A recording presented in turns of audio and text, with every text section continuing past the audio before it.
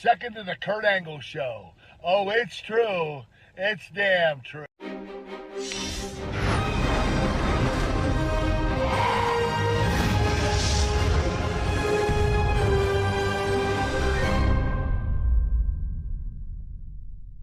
Hey Daryl, hey Warner, this is Thick Mama Pump, Jordan Grace, coming at you through a Snapchat filter because honestly, it's just easier this way for me, for you, and definitely for my self-esteem because I don't feel like putting on makeup right now, and you know how it is.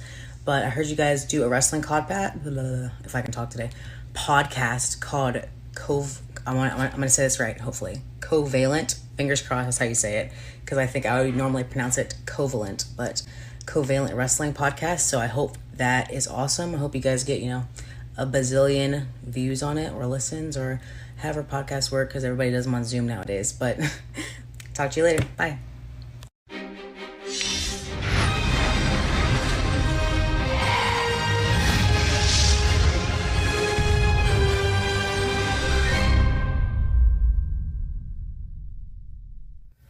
What's up, Daryl and Warner? This is the Swolverine, the effing machine, Mr. GMSI himself, Brian Cage. I mean, who better? You already know the answer to that question. And if you don't, that is nobody. Giving you guys a shout out on your podcast, Covalent. And I appreciate you guys being big fans, big supporters, and the best is yet to come. All right, guys, take care.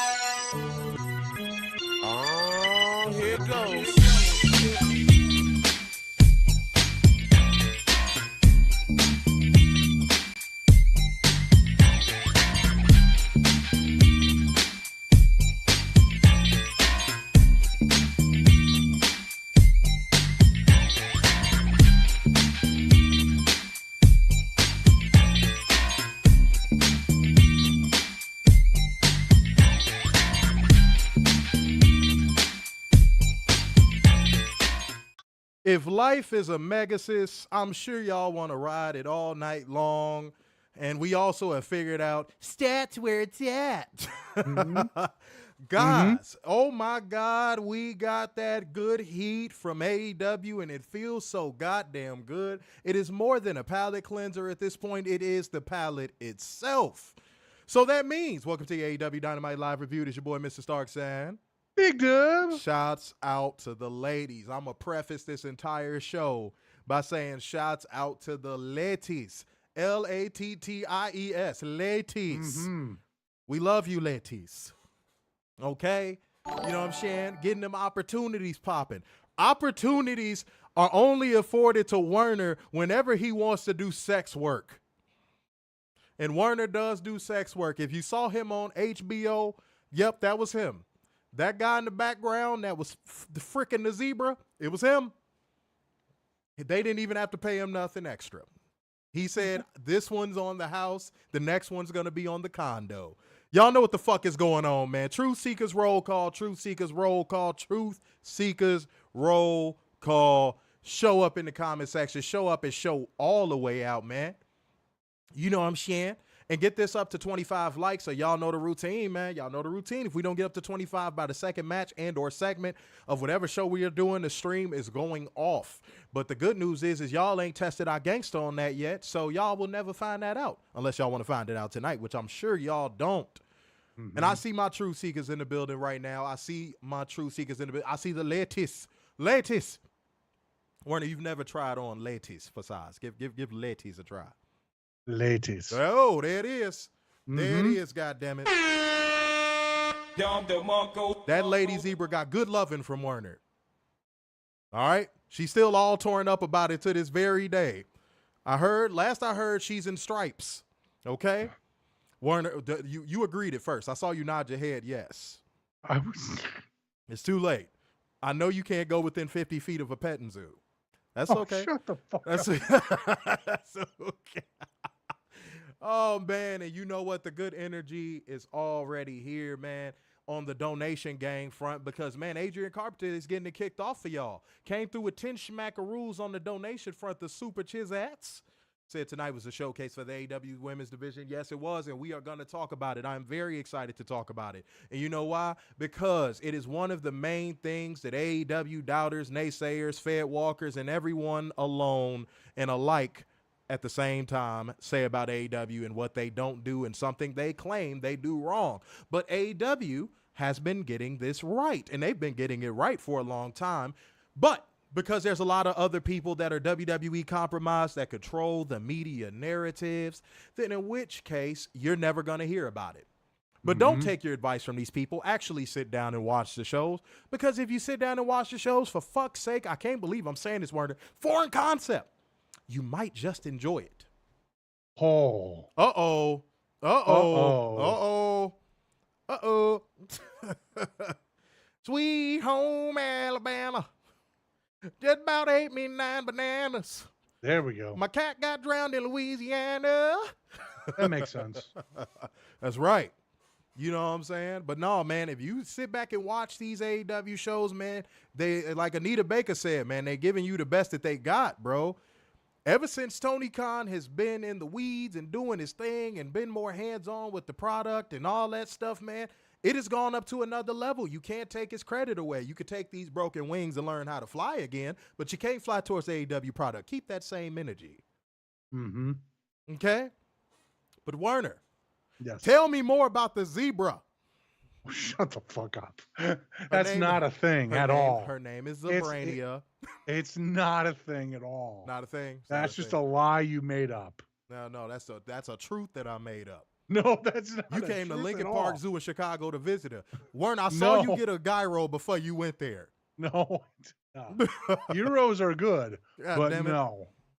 Shouts out to y'all, man. Shaq in the building. I see you, Shaq. What's going on, Shaq? Yeah, Google me. Google me, Chuck. Chuck. 6 rings, Chuck. 6 rings, Chuck. Google me. Be like, Shaq, you don't have 6 rings. I could though, Chuck. Yeah. I got a doctorate, Chuck. Get I'm not a mathematician, Chuck. 6 is 5 to me, Chuck. Look, Shaquille, you're being a knucklehead.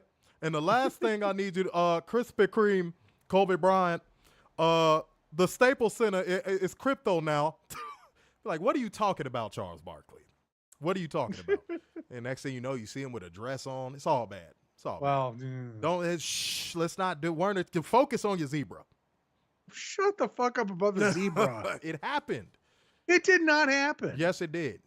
You have no physical proof. I got the that this picture of you. happened. I got the picture of you and Tracy Morgan throwing up courtside at the Knicks game with the zebra, sitting right there in the 3rd seat. With Vince? You did, no chance. Because Vince was in that crowd No, too. Werner, there's no chance that could have happened. But Vince was in the crowd. No chance in hell, even. He was trending because he was in the crowd. This motherfucker's hair looks like an ascot. How the fuck? You know, look, you are white as shit when your hair starts looking like an ascot.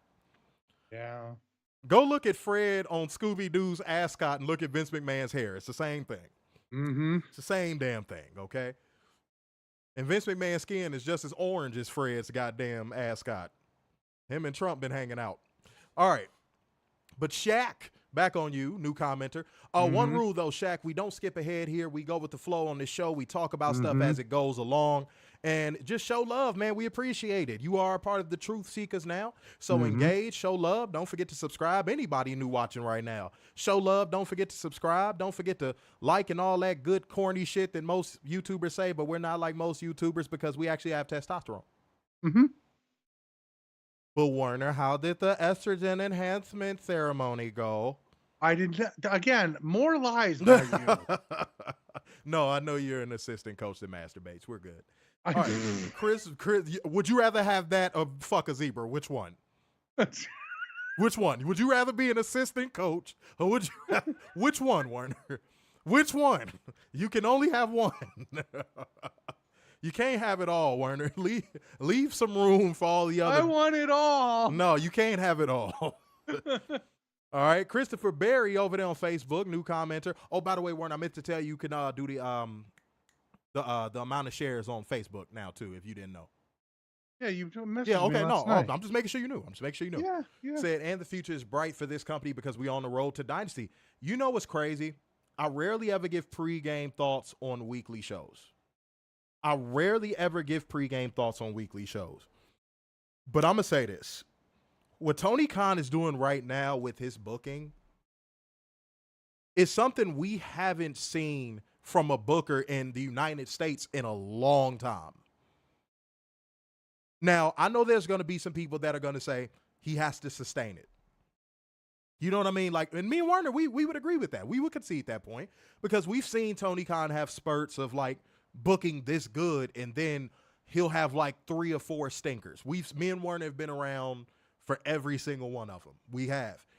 But can I be honest with every single one of y'all? Warner, does it look like he finna hit that skid anytime soon? No. And he could have tonight. He could have. He totally could have tonight. You get it, bro. So you get it. I feel like if there was a moment Tony Khan was going to hit that skid, it would have been tonight. Because this is typically when he would do it. Not only that, like the blizzard that's going on in Omaha right now. Oh, he had every reason to phone it in. He had every fucking reason. And he didn't. So I don't care if you're the biggest Tony Khan hater in the world. You have to give credit where credit is due. He's booking at a level that I'm sorry. I'm not seeing nobody else booking at right now. Mm-hmm. I just got to be real. And yeah, I saw the collision card too. The collision card is looking decent. It's looking good. Can we talk about so like 1 hour on Saturday and 1 hour on Sunday? Is that what it was? Well, they were talking about like there's going to be a Saturday show and a Sunday show right after basketball. I'm gonna have to look into that. I'm gonna definitely have to look into that. Dylan came through with a donation. You know what I'm saying? Go. What type of currency is that? Is that just what's that? What's that? Canada? This oh, there it is. I thought he donated in motherfucking California dollars. I was gonna say, y'all got your own currency? I mean, it wouldn't surprise me. Canadian, I got you. I'm sorry. Yeah. I know, you know what's so crazy? I know my foreign currencies, but just seeing it right there in that moment, I was like, what the hell? He got Gavin Newsom bucks. Oh, man, but you said just wanted to say thank you for everything you guys do and for always keeping 100% real. You know, Dylan, thank you. Thank you. Appreciate that, man. We do our best, and the reason why we do our best is because of y'all. All right? I want y'all to know that. The reason why we do our best and we get in front of this camera and do our best is for y'all. Nothing more, nothing less. Hell, well, you could ask me, Warner, are there shows where we like, fuck this bullshit? Abso-goddamn-lutely. Like 2 days ago. Yeah. But we come on this camera because we love y'all, we appreciate y'all, and y'all show love. And keep showing that love, man. We one donation away from church already because y'all are showing love, man. So, man, it means the world to us, y'all. It does. Said it was good, fellas. AEW put on a good show despite the travel issues. Yeah, we were just talking about that. I said I rarely give pregame thoughts on weekly shows because, yeah, man, it was phenomenal tonight. Can I give a pregame thought? Oh, please, go ahead. Shouts out to the Omaha crowd. They killed it. Not only did they kill it, they showed up. Mm-hmm. When they had every reason not to, they showed up. Omaha. They showed out tonight. No, they Omaha. show that they are an AEW crowd. Omaha, y'all get a salute from us, man. Y'all killed it, dude. Y'all absolutely rocked that motherfucking venue out. Mm-hmm. And I'm gonna tell y'all something that y'all might not know if there's anybody watching from Omaha or just Nebraska in general. When y'all do stuff like that, it means a lot to the wrestlers. Yeah. This is something that I don't think y'all understand for real, because some of y'all may not be behind the scenes or obviously, you don't wrestle, but I've done it. I'm telling you right now, like that means the world. When y'all do that, it means the fucking world. And you know what? It means the world to us watching TV. Hell yeah. Because it enhances the show. Exactly. Yeah. So much love, man. Much love to the people out there in Omaha. It was Michael Latina, you said it didn't seem like they were a WWE crowd. You know what's so funny? I'm going to get to it, but I saw one Fed Walker in the crowd and he was trying so hard to like garner attention and it just wasn't working because the crowd was just that dope. Mm-hmm. That's what I want to see more of. So salute to the AEW crowd. out there in Omaha this week because, yeah, Werner's 100% correct. Y'all killed it. Mm-hmm. All right, let me read a few more comments, and then we got to get into our format. You know what I'm saying? Our floppy disk, because we're old. Shouts out to the floppy disk users. I can't remember the last time I used a floppy disk, Werner. 94? Man, bro, I couldn't tell you, dog. 91? What? That's the thing. I think that's the last time I think the last time I used one was to play the Oregon Trail. Yeah, probably. Like, I don't. Probably. I'm being real, bro. I'm being. SimCity 2000. Hey, there it is. There it is. What y'all know about Windows 98? What y'all know about that? Come on, man. What y'all know about playing that space pinball? Yeah, I have it downloaded on the computer. As do I, my good sir. Love playing it when I get a few minutes. There it is, baby. There it is. Adria said the best two females performing in wrestling are in AEW, Mercedes and Tony. Tony Khan been keeping them apart for a reason. Yeah, we're going to talk about all that. We're going to break it all down. Don't worry, Adrian. Y'all be so excited, and I love that y'all be excited. Elise said, hi, sorry, I'm just joining. Park my car. My son is at soccer practice. Appreciate you. Like to share it on Twitter. Thank you, Elise. Much love. Thank you. You couldn't get him into a real sport? Uh-oh. Soccer? Really? Uh-oh. See, that's why I call you a zebra fucker, Werner. I mean, picking on poor Elise. What did Elise do to you? There's hockey. Werner. There's real football. Warner, don't make me come half shave your beard. Your ass gonna have the world's first half goatee. Your ass gonna look like you got assaulted by a Gillette factory. Keep talking. You know, Xavier, there's real sports out there. Elise, this is why I do what I do to Werner. I'm telling you right now. There's real sports out there. Because he's a piece of shit, and then he gets on the camera and tries to act nice. Werner assaults pigeons for a living. That's his. I do not. That's Werner's 9 to 5. He is an aggravated pigeon assaulter. All right. Xavier said, "Hey, yo, not an ascot." Vince McMahon's hair looks like a fucking ascot. It does. It does. Like, the older white men get, the more their hair just looks like that. It's weird. God, I hope my hair never looks like that. Werner's like, please don't let me get ascot hair. Yeah, please. I'd rather go bald. You might have to keep the buzz cut, bro. You might just have to keep the buzz cut, dog. Because if you grow it out, you for sure gonna get the ascot hair. It's coming, bro. You know it's coming. And said it's Wednesday, so you know what that means. Jenna Ortega. That's what it means. Because it's Wednesday. All right. Shouts out to Jenna Ortega. I still think she fine. Fuck what y'all talking about. All right. Michael Latina said Dynamite and Collision has been top notch this year. Yes, it has. All right, I'm going to read a few more comments, and then we got to keep going with the show. But before I read a couple more comments, I need y'all to be a part of Like Gang, Comment Gang, Share Gang, and Donation Gang. Keep the donations rolling through Super Chats, the Streamlabs link, which is pinned, or the Cash App. Whatever you want to do, we got you. We got your back in this motherfucker, man. Moxy Mike said in 98 he was serving in the U.S. Navy. Thank you for your service. Thank you. I come from a military family, so I'm telling you right now, man, thank you for your service, dude. Straight up. Michael said the Oregon Trail and Where in the World's Carmen Sandiego. That was the other one I was trying to think of. I loved that game. That was the shit, bro. That was the shit. The world is Carmen Sandiego. I missed that old show on PBS. Oh yeah, that was the lick. That was the lick. I wanted to fuck Carmen Sandiego. I ain't gonna hold you. Who doesn't want to fuck Carmen? I was like, look at her in that hat, looking all mysterious. I knew that cartoon coochie was fire. I knew it was. No, my first cartoon crush was Bulma on Dragon Ball. Bulma. Ooh, Bulma, that's a good shout. Werner, I was all in on Bulma. That's a good shout. I was all in on Bulma. You couldn't tell me nothing. That's a good shout. I was committed to Bulma. And then Vegeta came along. Vegeta's my guy, though. Shouts out to Vegeta. You know what I'm saying? CK said Jenna's Bay. Of course she is. Yeah. Said Kris and Megan are fine. Yeah, we're going to talk about it. Miguel said in South America, people would go after Werner. What? Hey, whoa, what's happening? Whoa. Huh? Oh, they talking about the soccer thing. Yeah. Oh, yeah, he get his ass kicked in South America for saying that. They come after Werner with machetes, and it ain't like he can run. They gonna beat Werner to death with soccer balls. World Cup. That's why you won't see me in South America. World Cup this. They gonna beat the shit out of you with some soccer balls, Werner. It's gonna be terrible. And when was the last time South America won the World Cup? Oh, I'll just God damn it. God damn it, Werner. You had to go there. Moxie, you know who won it recently, though? Oh, God. Germany. Just throwing it out there. Ludwig Kaiser. No, I'm playing. Ludwig Kaiser won for the. Yes, he did.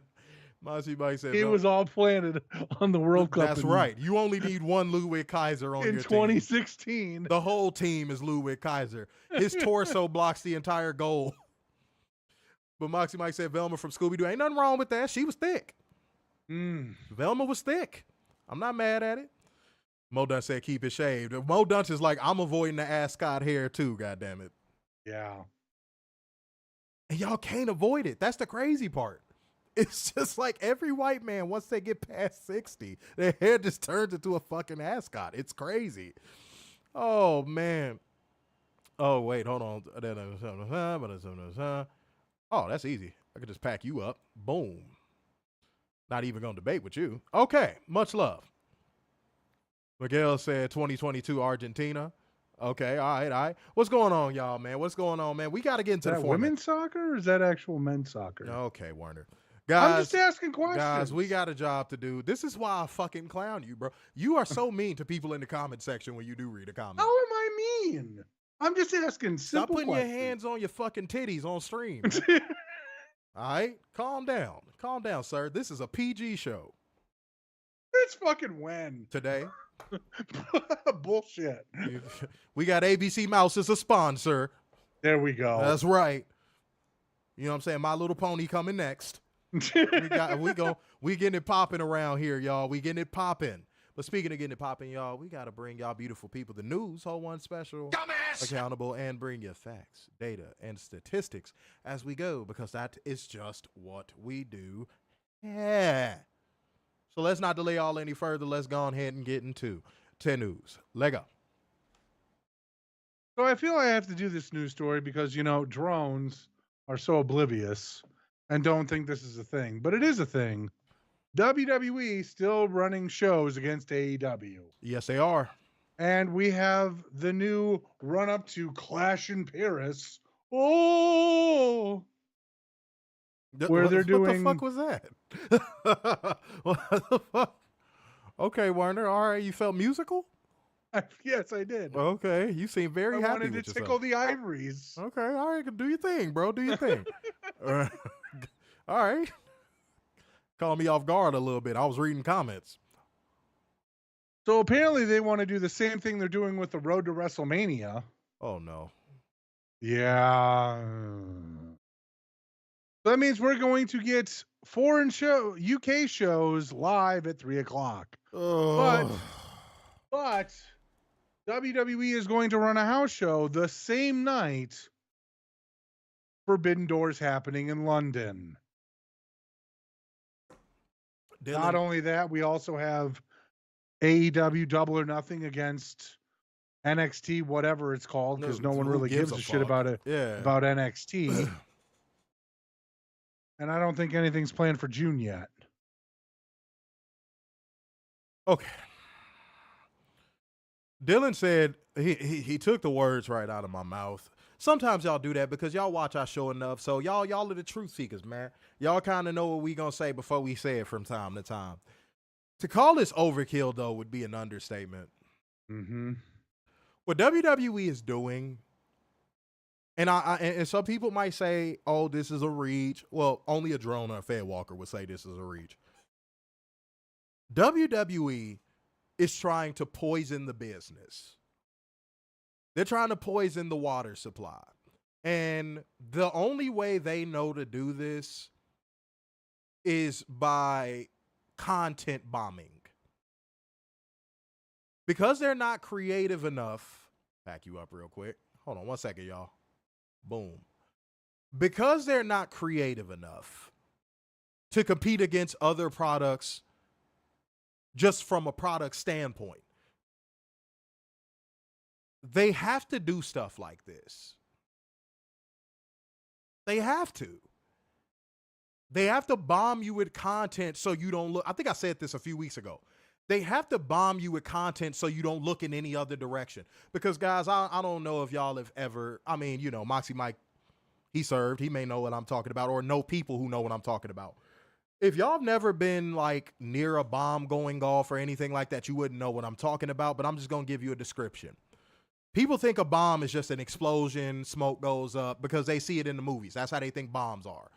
No, when a bomb goes off, it sends out a wave. It sends out like a wave. It can knock you down, depending on how strong it is. It can literally knock you down. And then a whole bunch of debris and smoke surrounds you. That's what WWE is doing with every other wrestling promotion, including the indies. They're carpet bombing professional wrestling right now. Guys, and this is what I was going to talk about, because I'm going to forego my drone accountability again tonight to talk about this.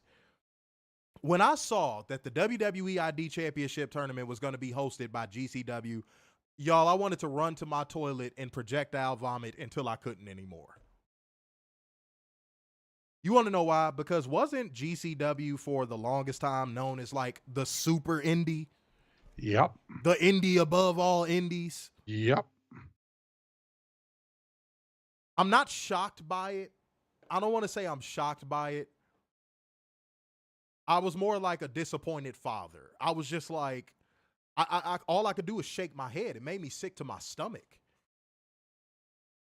Because what WWE is doing, they went from sprinkling a little bit of salt on the indies to pouring a whole little fucking bottle of Goya powder on the fucking indies. Now WrestleMania weekend, possibly going forward, it depends on how the rest of this year plays out. But now going forward, the element that surrounds WrestleMania is going to become WWEized, and no one's going to want to go to WrestleMania weekend. And that element that I am talking about, ladies and gentlemen, is the independent wrestling scene element. Mm-hmm. That's a part of the fun of WrestleMania week and weekend, is going to support your favorite indies because they're all in one place at the same time. And now the WWE is finna put their little fucking WWE ID sticker on everything, that allure is about to be gone. You know why? Because if they see GCW cave, and GCW is known as the super indie, what you think the rest of these indies gonna do? It's hypergamy, like how I talk about with women. It's hypergamy. All these indies are seeing that going, oh, I want some of that. I need to get in on some of that. I need to get in on some of. And here's what's going to be the problem. GCW, Brett Lauderdale, let me tell you something, bro. When that cheetah chews off your face, don't ask for no money from real independent wrestling fans, homie. When that WWE cheetah chews your motherfucking face off, homie, don't run to us with your face off. Talk about some, oh, help, help, help. They bit my face. No.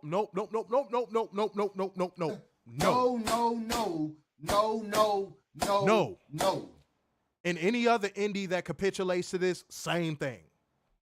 When they bite your face off, don't come running to real wrestling fans, begging for dollars. Please. We gonna turn our pockets inside out and tell you we ain't got nothing, bro.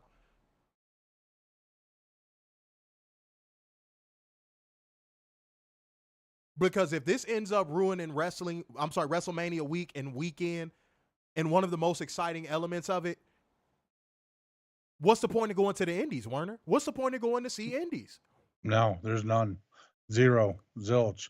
And it's bad enough that you're doing this tournament with ID, but now apparently if you don't get on the main card for WrestleMania weekend, hey, GCW will take you for Bloodsport, because that's just filling up with WWE wrestlers for WrestleMania weekend. And no pad, no pencil. Let's talk about that for 1 second. Because I think Werner probably has a drone accountability. But let's talk about this for 1 second, because I thought this was a very intriguing topic. This is a topic I wanted to bring up on the stream because a lot of you guys love wrestling. Y'all not beholden to sports entertainment. You're not beholden to a brand like these little drones coming in here trying to troll right now, which we're packing them up as quick as they come. Mm-hmm. Y'all are actual wrestling fans. So how would everybody, all of our truth seekers, how would y'all propose people fight against this? Independent promotions fight against this? Because No Pad, No Pencil Sports got it kicked off by saying, I hope AEW can create an alternative weekend for All In. Why it will be a celebration of wrestling, including the indies. Here's the thing, no pad, no pencil. It's only one flaw in what you just proposed. I think a lot of these independent promotions are going to give Tony Khan their ass to kiss because they're holding out from a phone call from WWE. Yep. And I think there's some wrestlers on the independents right now that are going to give Tony Khan their ass to kiss because they're holding out on a phone call from WWE, for a phone call from WWE.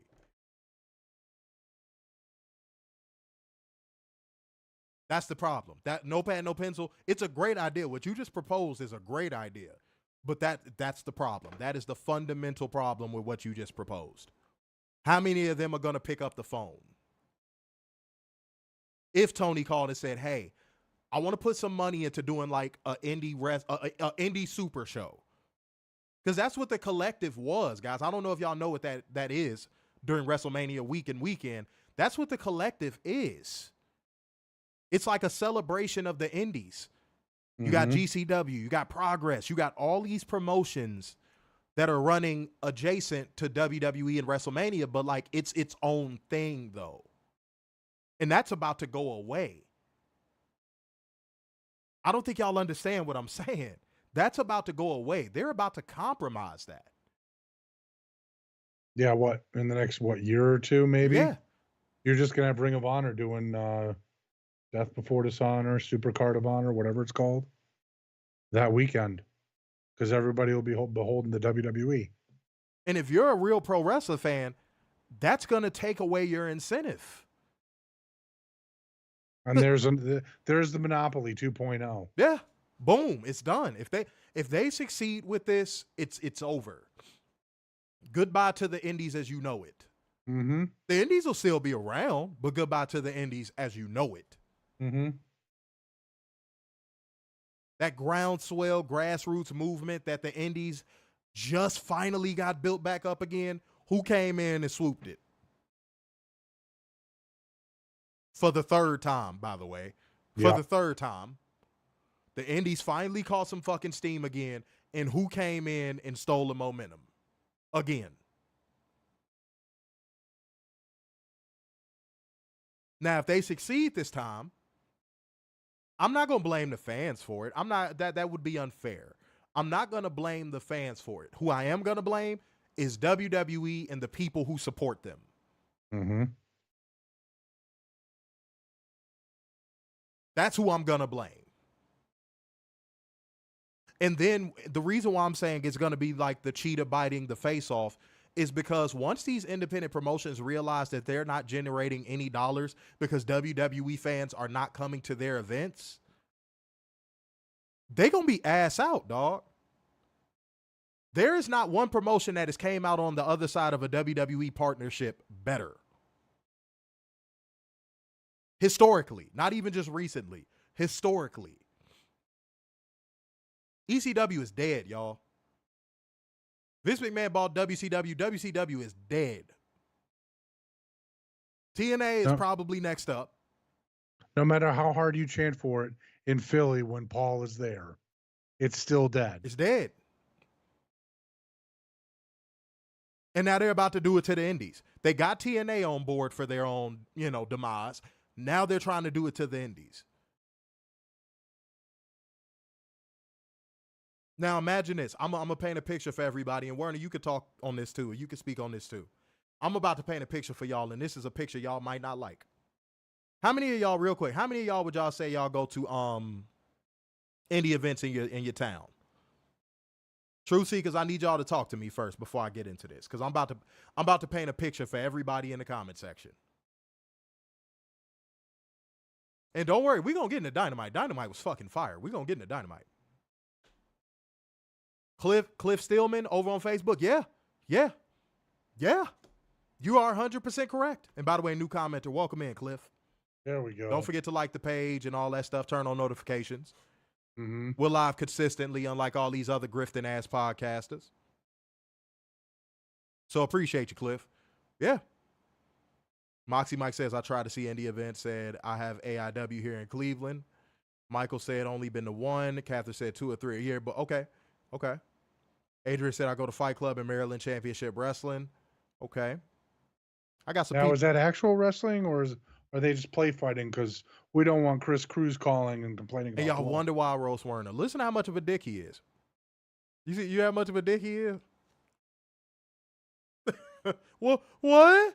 What are you talking about? What? I'm just pointing out facts here. What? I'm just What? asking a question What? and pointing out a fact that happened. Ron 5 years Perlman is ago. my defense attorney.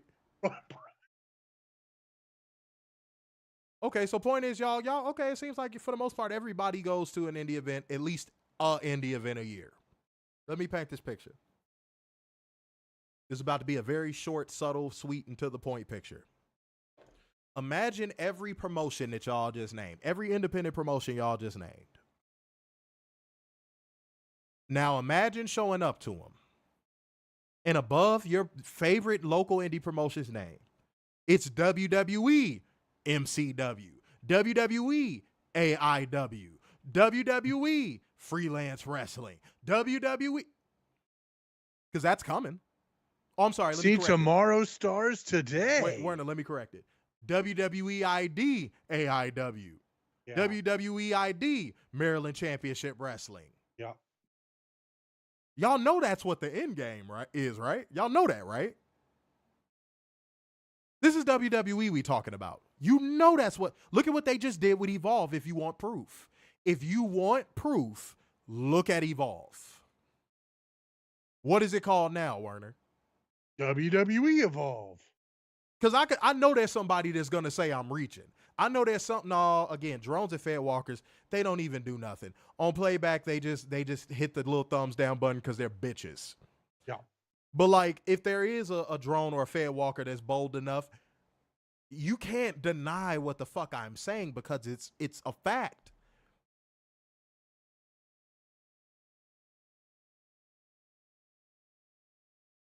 Thank you, Mo. Thank you for saying that. Remember, I told y'all this. A few months from now, remember I told y'all. I don't think it's going to be within a few months, but if they successfully pull this off, it's definitely going to be by WrestleMania time next year.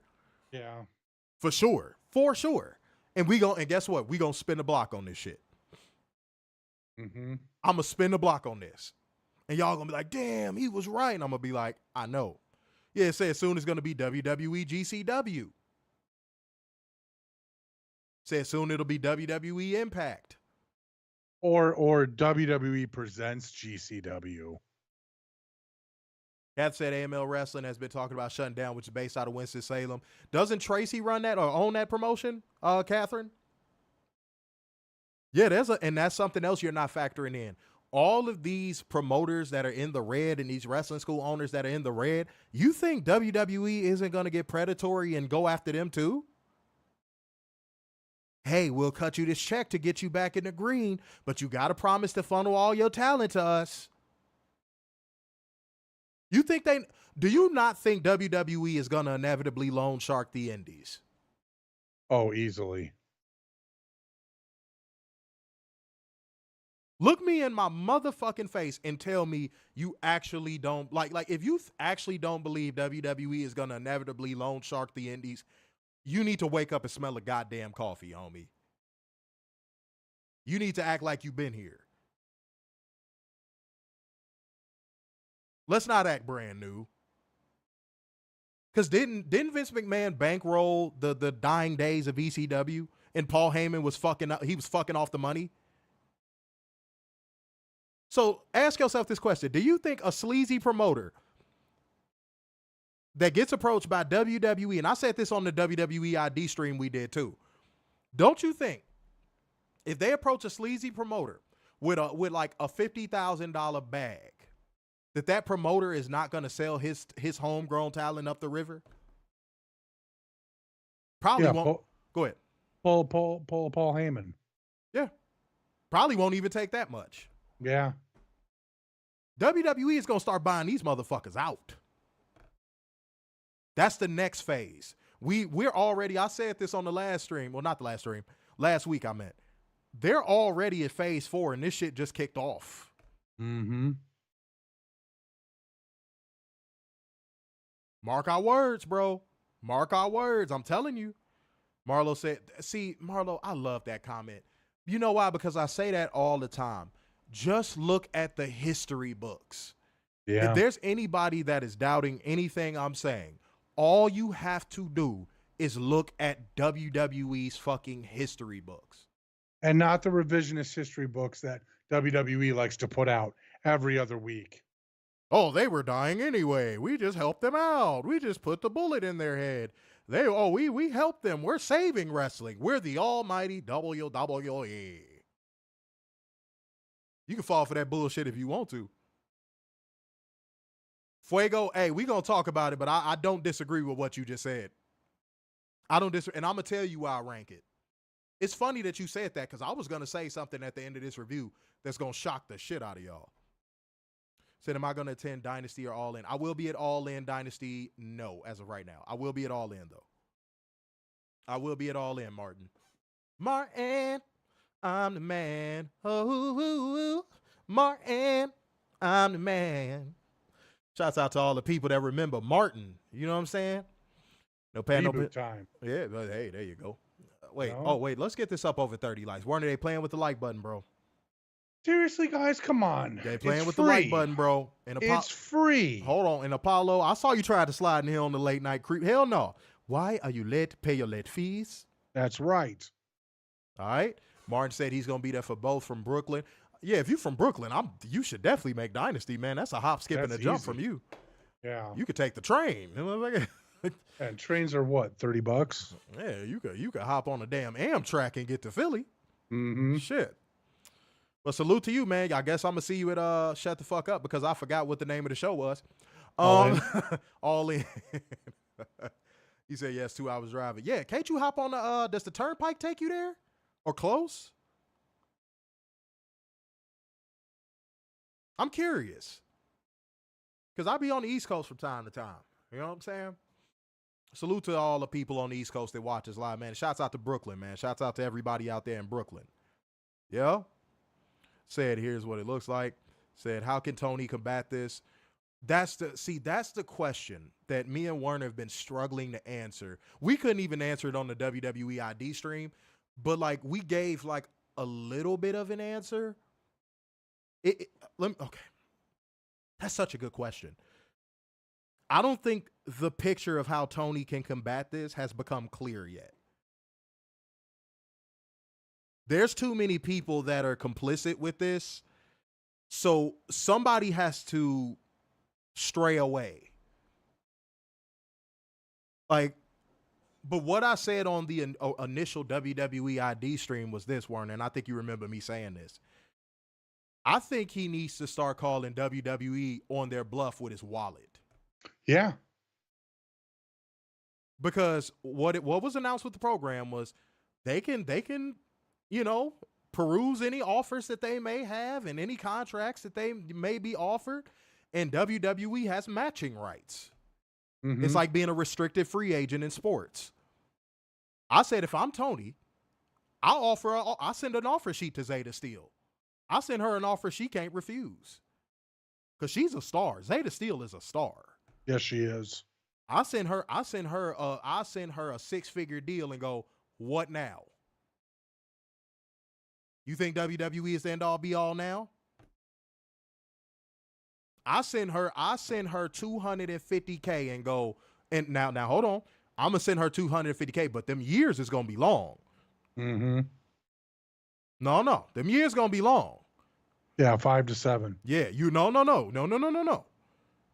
Oh no, you ain't gonna jump ship after 2 years just to go back to WWE. Oh no.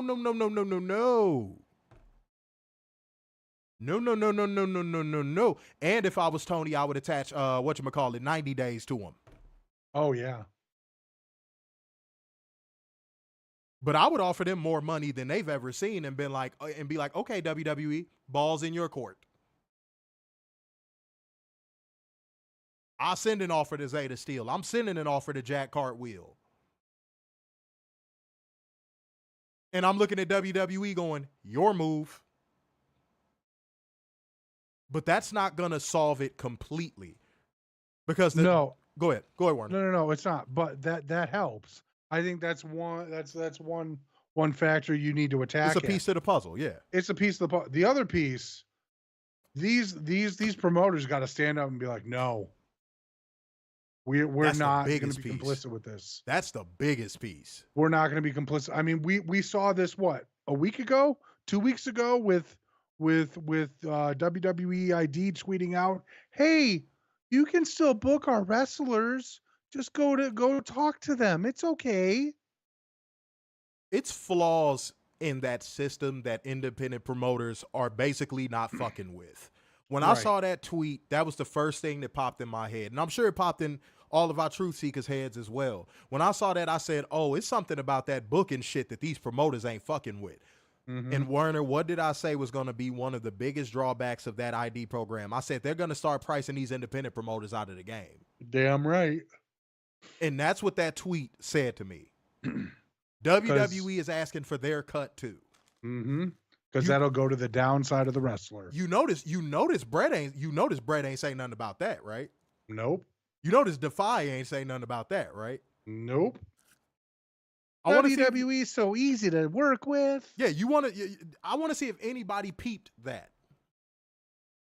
Real quick though, it is an hour and 47 minutes between Brooklyn and Philly. That's what I'm saying. You could get there in a minute.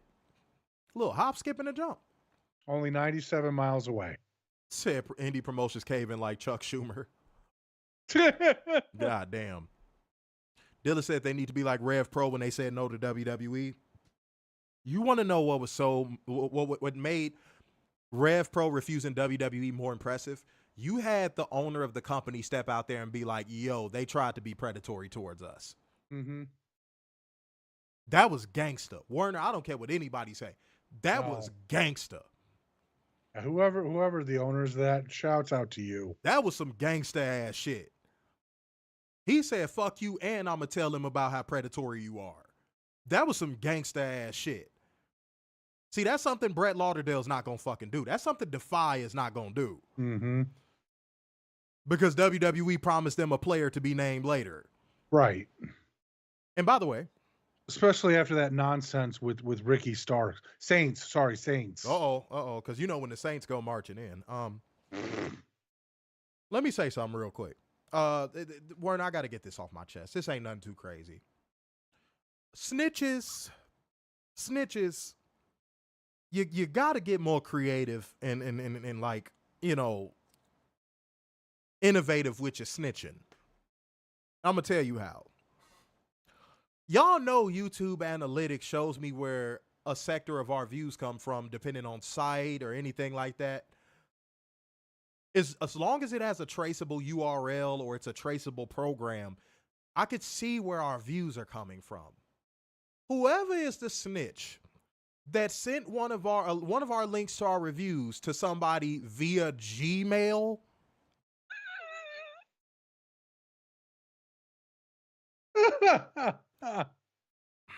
you got to be quicker than that. Like, let me tell you something. I'm not stupid, okay? If it's one thing I'm actually hyper intelligent if y'all talk to me in real life. I know that is one of you snitch motherfuckers that either work for WWE or work for some company or work for one of these little compromised media outlets. It was like, look, watch this review. Look at what they said about you. And give me your red receipt once you watch it. Yeah, right. Gmail? We snitching via Gmail? Gmail? We're snitching via Gmail. Not Gmail, Gmail. Really? Really? Everybody put Gmail in the comment section. Gmail. That's what we doing. Y'all sending our reviews out in email blasts. Come on, snitches. Come on now, snitches. Come on, snitches. Thank you, Apollo. You got it. Gmail.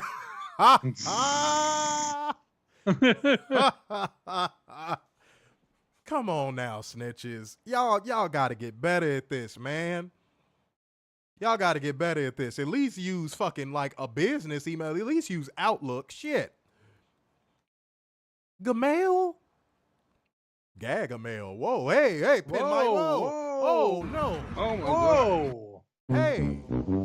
What the fuck? Oh.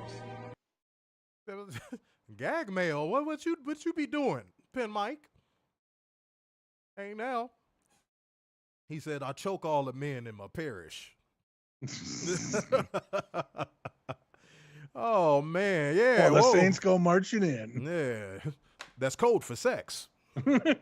Whoa. All right, shouts out to you. Marlo said, I'm surprised Catherine didn't use that. Yeah, shouts out to Catherine. She's maintaining her horny balance right now. And shouts out to everybody putting in Gmail in the comment section. Thank you very much. Said Pin Mike using Catherine's words. My nickname on the dominatrix scene is Gagmail. But yeah, snitches, come on, y'all. Come on, y'all. We so upfront with ours, man. And for the record, snitches, we stand on what we say. Mm-hmm. So whatever you sent out in that email blast to the office or to your little fucking media mates, yep, we said it. And bitch, I'll say it again. Now send that out in the email blast. He said he'll say it again. Oh, God. Oh no. Y'all some puss-ass pussies. You boy. mean he has integrity? Oh. Yeah, man, they some hoes, bro. Y'all out here hoeing it up. Not at least giving Catherine a hug. That's funny. The ladies are sticking together. But something that needs to stick together is our like button to y'all thumbs, man. Go ahead and hit that motherfucking like button. Get us over these 30 likes. Y'all been killing it recently. Let's keep that trend going. Now, guys, we approaching an hour into this show, and y'all know how it go, man. Usually once we get to this portion, shit, we about ready to get into the main show. But before we do, I can't skip over what Werner wants to talk about. You know what? I'm not doing it. I already addressed what I needed to address, so it is time for us to hold one special accountable. It is time for Mailman to give drone accountability. Werner's Hall of Fame ring is going to be a ham sandwich with mayo falling off the side. For turkey, but okay. Look here, bitch. You get what they fucking serve you. Werner be the type to go in jail and be like, you guys don't have any cupcakes? Oh, shut the fuck up. And Werner, don't take top bunk. I don't want you catching a murder. Shit. Yes, mailman. Go ahead. All right, this is from Twitter. Wait, hold on. Why did Catherine have to put it all together? Mailman. Why did you have to put it all together? Oh my God, that's so funny. Mailman drone accountability. It's a bird. It's a plane. It's a mailman. Go ahead, Werner. Twitter. Go ahead. All right, so for context, because we're all about context on this show, Jada Parker gave an interview to Icicle. Jada Parker. Yeah. Jada Parker. I'm like, goddamn, you dirty Jada Parker bitch, said you dirty she bitch, doesn't you grow up dirty watching bitch. wrestling, but she researched it Uh-huh. and is heavily influenced by jazz and finds her extremely underrated. A lot of young black women wrestlers are actually inspired by jazz. You guys would be very surprised by that. Mm-hmm. I thought she was phenomenal in her time. She was underrated, Yeah. very underrated. Very underrated. To which Venu, Ooh. yeah, said none of those NIL athletes love the sport. That's why NXT sucks, dude. She wasn't in the NIL program. Dumbass.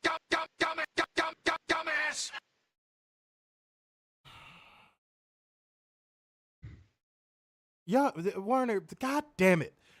Drones, for the love of God, can y'all pick a struggle? See, that's a drone take. Now, that's a true drone accountability. That's a drone take. Y'all got to pick a fucking struggle, dog. Y'all got to pick a struggle, dog. Are they the greatest wrestlers on the planet because they're in WWE, or do they suck because they belong to one of the programs that is presented by WWE? Which one is it? Are you propping them up or are you putting them down? Are you coming or going? If there's a girl over my house, I'm just coming. Look at Warner. He's like, yeah, mandatory. Huh? But God, y'all gotta stop, dog. Y'all gotta stop. Y'all really gotta cut that shit out. Like, yeah, Mo, you just said the proper word, ignorance. Like, this is why WWE's downfall is gonna come from within. And me and Warner say that all the time. When WWE does collapse, it's gonna collapse from within. And wait, let's not forget this one little detail. Not only is it going to collapse from within, it's going to collapse all at once. Have y'all ever seen a stadium implosion? That's how WWE falling is going to be. They're not going to blow it up in pieces. No. When they trigger that C4, it's all coming down. The fans, the structure, the corporate, the everything, it's all going to come down. Want to know how I know? This company is so fucking ignorant and so weird and tone deaf. They are gonna gouge their fans. Son, where'd you find this? They're gonna gouge their fans to pay $25,000 for a dinner with John Cena. That's one expensive breakup dinner. Warner, that was funny, by the way. Warner. How can a drone or a Fed Walker see that and not think this heel turn is a fail? You know, I've been wondering that all fucking day. John Cena is supposed to be the biggest heel in the business right now, according to WWE fans. Industry changing, right? Yes. And you got this man doing $25,000 dinners with fans. Mm-hmm. And what does that $25,000 go to? Can somebody give me a fucking knife? Oh my God. And yet again, just like how I said about the Hall of Fame thing for $8,500, do you know what you could get for $25,000 in Las Vegas? You could have 25 bitches, a camel, a new wardrobe, a luxury hotel room. Mm-hmm. Then you could send 20 of the bitches to go shop for you and bring you back some food. Then you could rent a tiger. Then you could rent a helicopter ride for the bitches. No, let me spend $25,000, a new car. Let me spend a new car's price to meet with fuckboy Buckethead. A down payment on a house or a condo. Yeah, I mean, yeah, if you get an FHA loan, then all you need to do is put down Trey 5. Mm-hmm. And Adrian, yes. The sad part is there's some rich WWE drone cuck that is going to pay that money. Green shirt guy. Oh, he's the biggest WWE cuck of all. Mm-hmm. That dude is probably spending his life's earnings on WWE. Mm-hmm. But I don't want to get into speculation about him because I've literally heard so many different things about this guy that at this point, I don't even know where this dude came from. But remember, guys, back in 2024, back in October, we said WWE is going to start price gouging their fans to a level we've never seen. And here's the start of it with a $25,000 loan. Fuck you mean? Start and the end. $25,000, Warner? What the fuck? The start and the end. The opening credits and the ending credits. $25,000 to sit there with a dude that's a neat freak? Okay. You know what, Warner? I wasn't going to do this, but I got to before we light the fuse and bring the boom. We have a little bit under a minute before we get to the hour mark. I'm going to just say this for all the drones and fair walkers. Anybody who is not a WWE cum guzzler reserves every right to criticize Jey Uso. Yes. You notice I'm not being funny. I'm not putting no entertainment on it. I'm just saying it straight up and down like 6 o'clock. You WWE fans need to get over it with Jey Uso. Because now it's getting to a point of y'all not just trying to control the narrative. Y'all are just dead ass trying to ban people from criticizing anything in WWE, period. Y'all are trying to become the dictators of professional wrestling fandom. And I don't like that shit at all. Y'all need to cut that shit out. We don't care if Yeet is over. We don't care if fucking cucks and little kids like doing the chant with him. We don't give a fuck if his t-shirts make a lot of money. The dude sucks at his fucking job. Mm-hmm. The dude can't wrestle. No one in the WWE is absolutely positively cloaked in fucking maximum protection from criticism. Can y'all stop trying to be dictators on opinions? Jey Uso fucking sucks in that ring, bro. He does. And it's okay to admit that. But y'all are so angry about anytime anybody criticizes anything that goes on in that product that y'all end up crashing out when it comes to one fucking guy.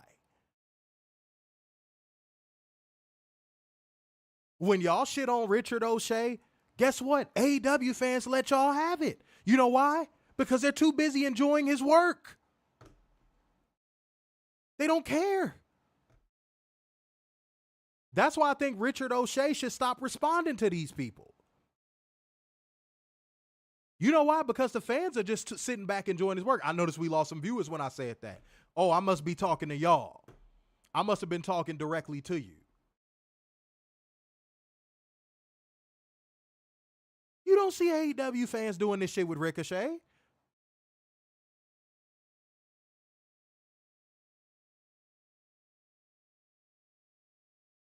The only person you saw this doing, that you saw AEW fans do this to, and it was deservedly so.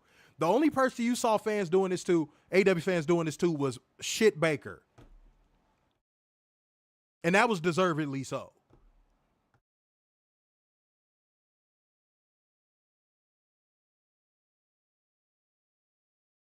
And y'all forced AEW fans into commenting on Ricky Starkz when they didn't want to. Mm-hmm. And don't lie and say, no, we did. Yes, y'all did. I saw it with my own eyes. AEW fans didn't care that he was leaving. Y'all trying to force these discourses about wrestlers that AEW fans just don't give a fuck about. Cut it out. How about y'all enjoy what the fuck y'all enjoy? And professional wrestling fans will enjoy what they enjoy. Stop trying to force narratives.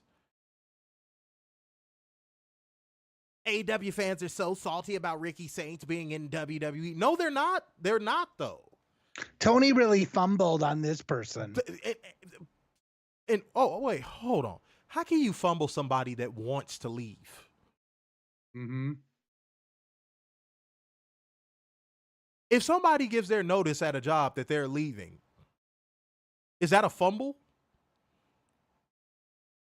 Did the manager of that company fumble? Did the CEO of the company fumble because somebody put in their notice? No.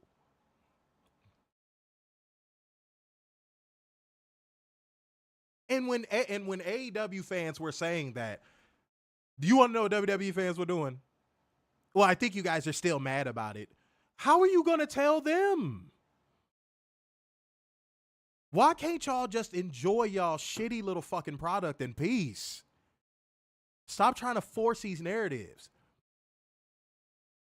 Now, somebody might say, how can you say that? But then you just said, oh, it's not okay for people. I'm sorry, it's not okay for people to be, ostracized for criticizing Jey Uso. You sound like a hypocrite. I'm actually not, because at what point of me saying people criticizing Jey Uso did I say AEW fans? Rewind this footage. Rewind the footage. If you're watching this on playback, rewind the footage right now.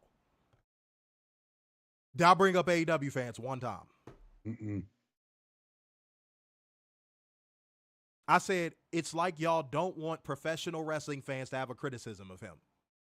Is that what I said or no? I didn't say AEW. I said professional wrestling fans.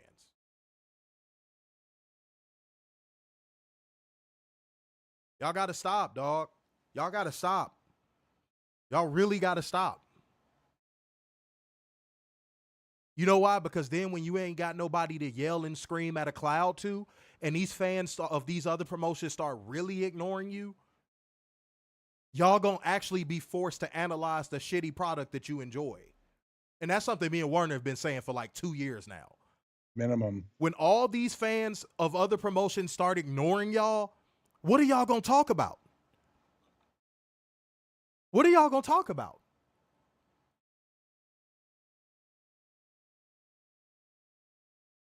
What is this compromised media going to talk about? What are these grifters going to talk about? And you know what? I can't believe I'm saying this. Good on Eric Bischoff. I'm going to say why. Good on Eric Bischoff. You know why? Werner, he finally, it got swept under the rug in the media cycle, by the way. Eric Bischoff finally admitted why he was biased towards Tony Khan and why he shits on the AEW product the way he does. He finally admitted it. Really? Yeah, you see how the fact you didn't even know that? No. You know why? Because the media didn't signal boost it because he's one of their favorite grifters. Eric Bischoff admitted the reason why he doesn't like Tony Khan and why he shits on AEW the way he does is because Tony Khan made a comment about Ted Turner and he felt like it was wrong because Ted Turner gave him a look. No, Werner, don't do that. At least he admitted it. At least he admitted it. No. Finally, no. I'm agreeing. I agree with that. Like, finally, a minute, but like, for that, really, he waited until the money dried up. Yeah, well, because you notice it's a correlation here, Werner. AEW's product got good. Well, I won't say got good again because let's be honest. Has AEW's product ever reached terrible levels? No. We've seen it be bad. I was going to say, yeah, we've seen it be like semi-bad in 2023. And funny enough, it was semi-bad when they were trying to emulate WWE. Yeah. Ain't that something? So the worst we've ever seen AEW is semi-bad.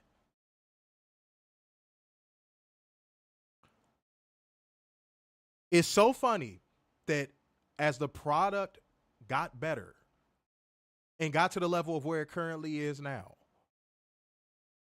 all of a sudden Eric Bischoff goes, this is why I shit on AEW the way I did. That money dried up, homie. That money dried up. And salute to all of y'all who helped that money dry up, because I told y'all when Eric Bischoff was at peak douchebag levels, I told every single one of y'all want to know how that'll stop? Stop giving them clicks. Stop giving them attention. It'll just go away. Bubba is next on that hit list as far as I'm concerned. That whole show needs to go away. Yeah. I want to see SiriusXM cancel Busted Open by the end of this year. Y'all need to take all of y'all views, attention, everything away from that shit. Talking to you, Catherine. Because now y'all have proof that it works. Now y'all have proof that it works. Look at Eric Bischoff. Eric Bischoff finally admitted it was all a grift. Because he was butthurt about something Tony Khan said. He finally admitted it was a grift. I know that took a lot out of him to finally admit. But once them pockets dried up, he was like, uh-oh, gotta find something else. So yeah, guys, and yeah, WWE fans, y'all gotta stop, dog. Y'all are not the living tribunal of professional wrestling opinions. Okay? Shouts out to all my Marvel people who knows what that means. Y'all are not the living fucking tribunal. I think in DC that's the Spectre, correct? Yes. Yeah. Okay. But y'all are not the living tribunal of wrestling opinions. I need y'all to cut that shit out. Y'all are ruining pro wrestling dialogue. If you agree, give a thumbs up in the comment section. If you disagree and you're a drone and you think that, oh, you're just stating facts, right? Go ahead and put a thumbs down in the comment section. But y'all are getting out of control, dude. Said, I am down to 1 day a week only when Nick Nemeth is on. You make it sound like a drug. I'm down. I was at a pack a week, but now I'm just down to 1 day a week. You got to go down to moderation. You know, instead of smoking a whole crack rock, why don't you just split it in half and, just smoke that half a crack rock? Come on now. Said, stop giving Eric Bischoff or other grifters anything. Yeah, but Eric Bischoff's done now. He admitted he admitted it was a grift. Yeah. He admitted it was a grift. He finally did it. That money dried up. Them ad revenue dollars dried up. And Sal spent the shit out of that 100. Hey, man, shit, if you feel like what we saying is 100, go ahead and drop as many hundreds as you feel, homie. Mm-hmm. Said, bro is on the ball right now. Pause. Thank you for pausing that. Pause. Thank you for pausing that. T. Ferg said, how's Andrade doing back at WWE? Don't watch the product too much these days. He's not doing well at all. When was the last time he had a match? A month ago? 2 months ago? I think Andrade is the first wrestler we see jump from AEW to WWE to back to AEW. Yep. And I think if Jay Cargill didn't burn as many bridges as she did on the way out, that probably would have been the same. And while in WWE. Yeah. So, there you have it. Moda said, nah, fuck him. He's a paid little bitch. No. I'm only giving credit for the admission. It's still fuck Eric Bischoff. Don't get me wrong. Mm-hmm. I'm giving credit for the admission because how many of these grifters, when them dollars dry up, are actually going to admit it was a grift? You think Bubba is going to admit it was all a grift? Oh, fuck no. No, he's not. So you have to give credit not for with that. all of his TV appearances and him going, yay, I'm here. I'm a special referee. Apollo, that's an underrated comment, homie. That's an underrated comment. He said Dynamite is about to pass Nitro too. Eric knows that. Yeah, the grift is over. It's done. Mm-hmm. Isn't that next month? I think so. It's done. He sees the end is near. The game is over. Yeah, there it is. Yeah, no, he could see the finish line of his grift. So he was like, fuck it. Here I go. God, we need to bring that back. Pay-per-view themes that people remember. Hell yeah, that was the shit. That was the shit. Like SummerSlam 2002 between Shawn and Triple H. My way or the highway. That one too. Y'all remember that for fucking Rock and Stone Cold? That was the shit. One day you'll see things my way. That was my shit. Said wanted to spend more time with Charlotte. Got divorced now. Mid Carter and most. And boy, you being generous. Mm-hmm. Said, isn't Andrade waiting? Yeah, he's waiting for that speed title again. Yeah. Yeah. Good luck getting it from Dragon Lee. And probably soon to be Penta. Facts plus tax. Well, we giving y'all this good work, man, but it is time for us to light the fuse. Bring the boom. Dynamite. Dynamite. Now I need y'all to do me a favor, man. Truth Seekers roll call. Truth Seekers roll call. And also be a part of that like gang, comment gang, share gang, and donation gang. Y'all stalled up on the donation gang. I need y'all to keep that energy rolling. You know what I'm saying? We do one early stream and it was okay. Man, y'all. But now we get back to our normal, regularly scheduled time, and money dried up. Yeah, bro, they killed it on that day stream. That shit was the shit. Salute to y'all. 5 episodes away. That's all it is. Ooh. Wow. Yep, the end of the grift is near. That's it. Tony should be a dick and make that a special. Oh, give it a special name.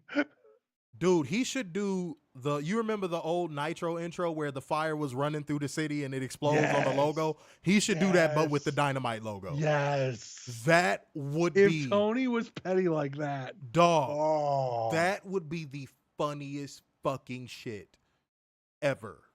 Oh my God, that'd be so funny. With the Pointer Sisters playing. Oh, no. That would be fucking. Oh, no. Could you just imagine the fire and then the Pointer Sisters going on? Oh, God. That would be fucking hilarious. Said the WWE Speed title is the Luchador title. Basically. Yeah. And where we at on the Twitch, man? I'll be neglecting to calling out the Twitch numbers now. My fault, y'all. All our Twitch Come on, people Matthew probably, Shelton, you're supposed to be about that. Yeah, sorry, Twitch people. Said it's the Boston episode. Mercedes should light the explosion. Oh my God. Ooh, I like that. Y'all coming up with some great ideas. Just vroom, and then drop. I'm so excited. Dun, dun, dun. Oh, Ron, that would be, well, it's already in Boston, but Dynamite live at Mall of America, though. Oh, shit. They're in Minnesota, I think, next week. They should film a segment there. Yeah, they should. Tony should film a segment. Again, just to be petty. He deserves it. Yeah, he does. He deserves to be a little bit petty towards all the grifters. Absolutely.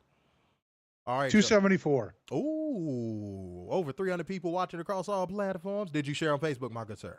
I did. Bang, bang. Cool, bang, cool. bang, All right, y'all, let's get into Dynamite. Let's get into Dynamite. Let's get into Dynamite. Let's get it. Okay.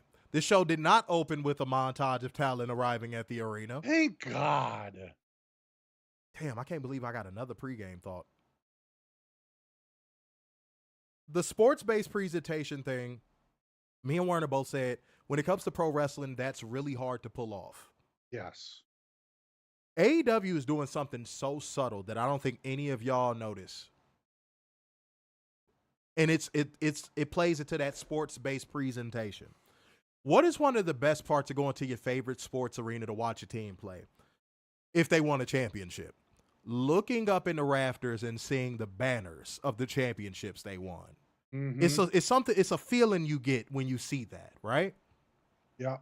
Seeing the Dynasty and All In banners in the background, that is something that makes it feel like sports.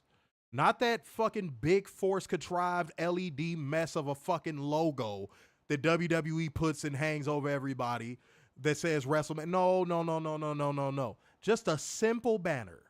Yeah. No lights, no nothing. That makes you feel like you're watching a sports program. Not talent arriving at the arena. No. Even the little show opener with the outside camera angle of the arena surrounded by snow. That's how you do it. But let's get into the show, man. We got Mark Davis, Dunkzilla if you shall. Speedball, John Belushi. I'm sorry, Speedball, Mike Bailey.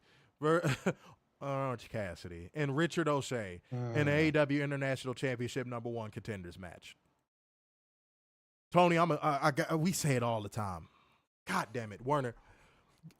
Maybe y'all disagree with me. Maybe y'all felt like he held his weight. That's fine. That's fine. If you do, you do.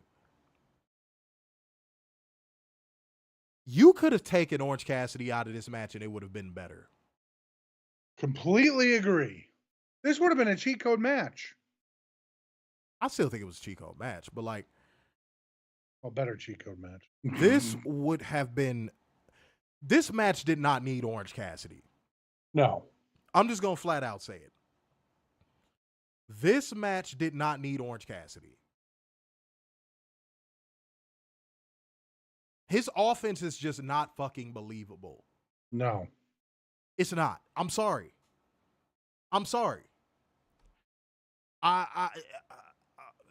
He just wasn't needed here. It still ended up being a cheat code in my eyes. It did. But like Werner said, it might have been a better cheat code if he wasn't. And y'all gonna be shocked as hell at what I'm finna say next. Because I can't even believe I'm saying this. Mark Davis was the MVP of this match. Totally. Completely. Mark Davis, if I knew he could go like this, well, damn, I would have been saying push him towards the TNT title. Right. I didn't know he could go like this. Yeah. No. He really showed out tonight. I was shocked. Mark Davis was the fucking man in this match. The second thing I want to say is Speedball has already integrated himself into being a prominent figure on weekly AEW television, and he just got there. Mm-hmm. And for Tony Khan to pull that off, again, you could be the biggest Tony Khan hater in the world. That's pretty fucking impressive. Because not even the industry standard is doing that. Right.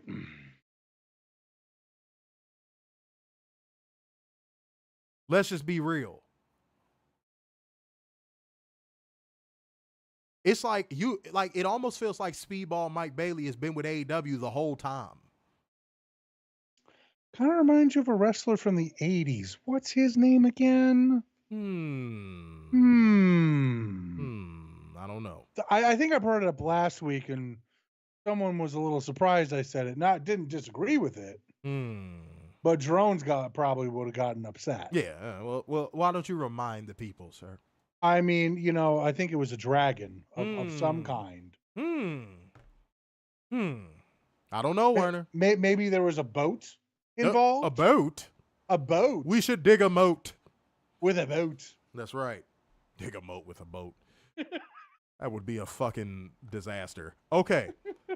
Yeah, he did it in 2 episodes. Yeah, Speedball Mike Bailey feels like he's been there the whole time. Mm-hmm. It's insane. You have to give credit where credit is fucking due. Even his presentation is working right now. Mm-hmm. And you know what? Warren, I don't disagree with you. I gotta see how he performs in like either a co-main event or a main event against one of the company's faces. But once I see that, and if he does perform at the level like he did in this match, I wouldn't be opposed to calling him maybe, like a Steamboat style type of guy. Yeah.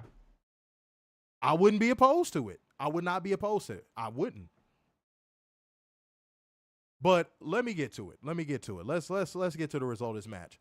So Speedball Mike Bailey and Ricochet both win by pinfall with a backslide and a folding press on Mark Davis, respectively. Both becoming contenders for the AEW International Championship. Now, guys, some people might think that's a fuck finish, but you want to know what I like about it? And I think this went over a lot of people's heads. It took 2 wrestlers to pin Mark Davis. Yeah, that's what I loved about it.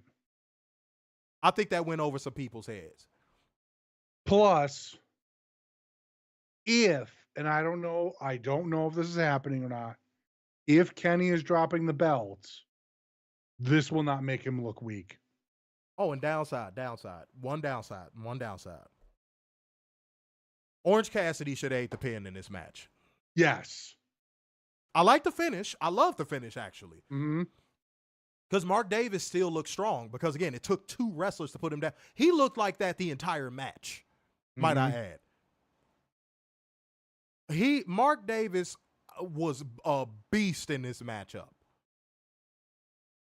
He needs a new nickname and a new presentation. Yes. But like that, I finally figured out, by the way, Werner, what it's going to take for him. He definitely needs new gear and a new presentation. Mm-hmm. No, I don't disagree with that. And he's going to need a feud. Because he's an amazing big man, dude. Right. He needs a feud that he can sink his teeth into and cut maybe a promo or 2 that he can swim with. Short and sweet and to the point. Doesn't need to be like a long 7-minute promo. And let me just put this out there too, guys. Put this out there. If Orange Cassidy was needed in this match, right?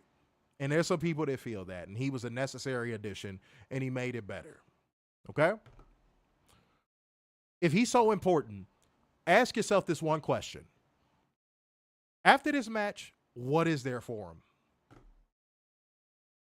Uh-oh. Gotcha. Mm-hmm. Gotcha. Everybody else has a definitive path to something. Mm-hmm. Mark Davis might feud with Will Ospreay again, or he might feud with Kyle Fletcher. Who knows? Everybody else in this match has a direction. Orange Cassidy has nothing. He's literally just there because Tony Khan wants him there. Uh-oh. Still feel like his inclusion was necessary?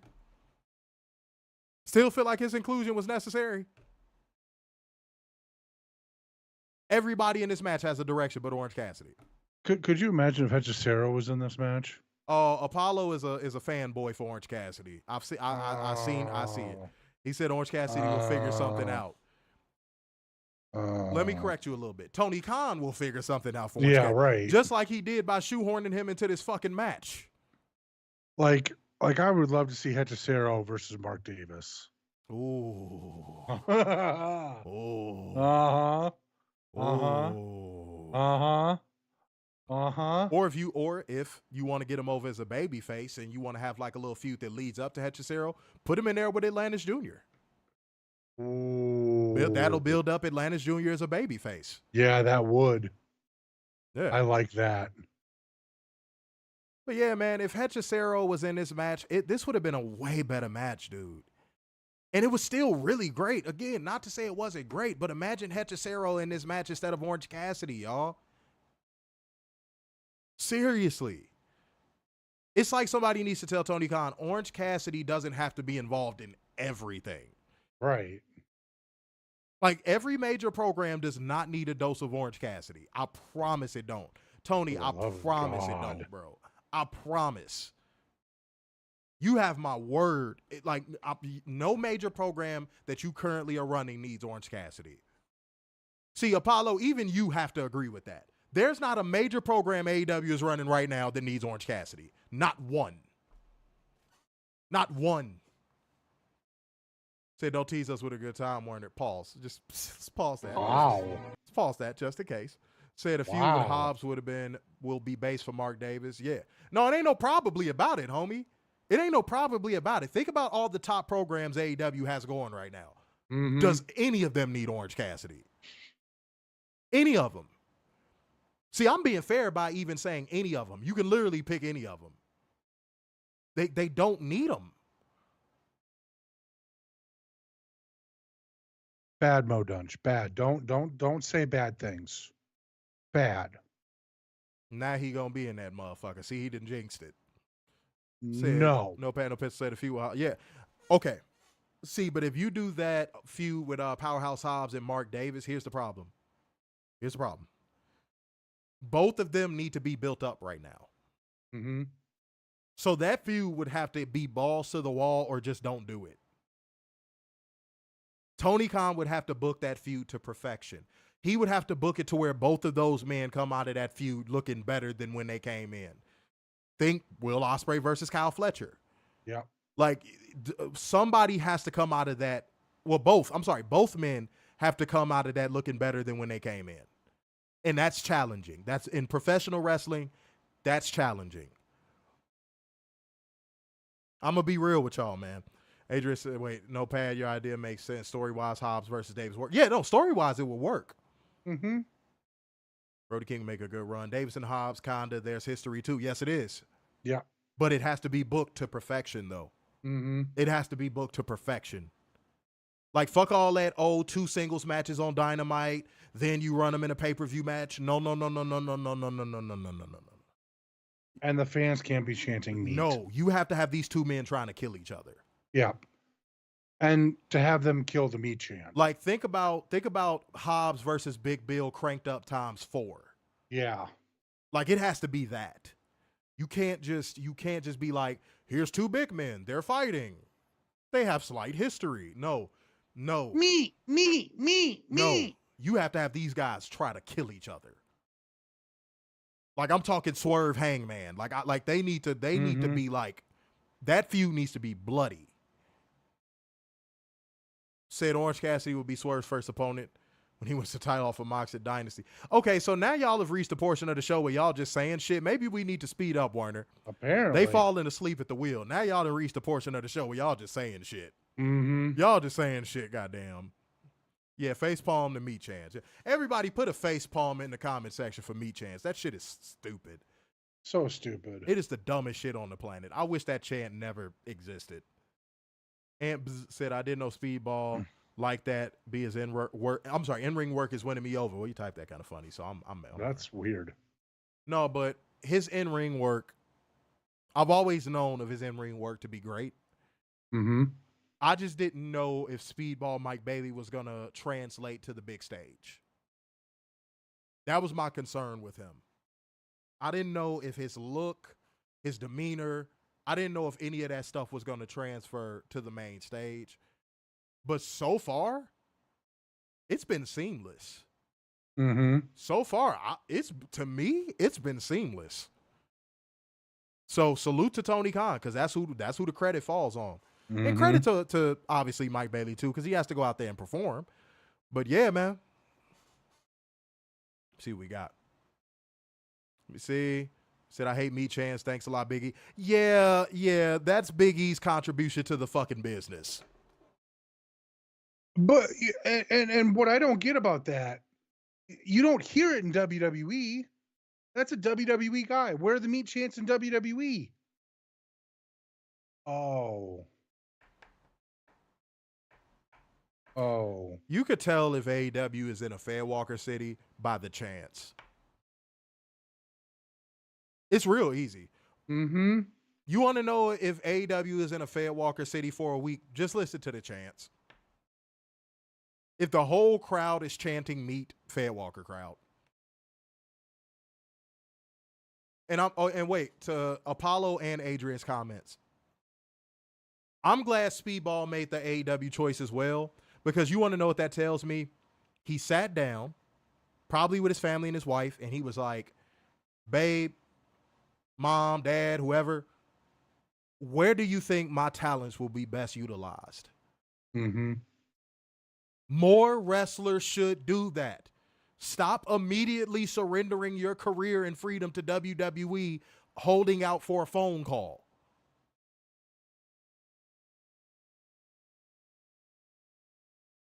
I like that Speedball waited it out. I like that he waited it out and was like, let me see what's best for me. A lot of these wrestlers are one-track minded. WWE picks up the phone and tells them they got a little bit of scraps for them. They're like, when can I show up to the Performance Center?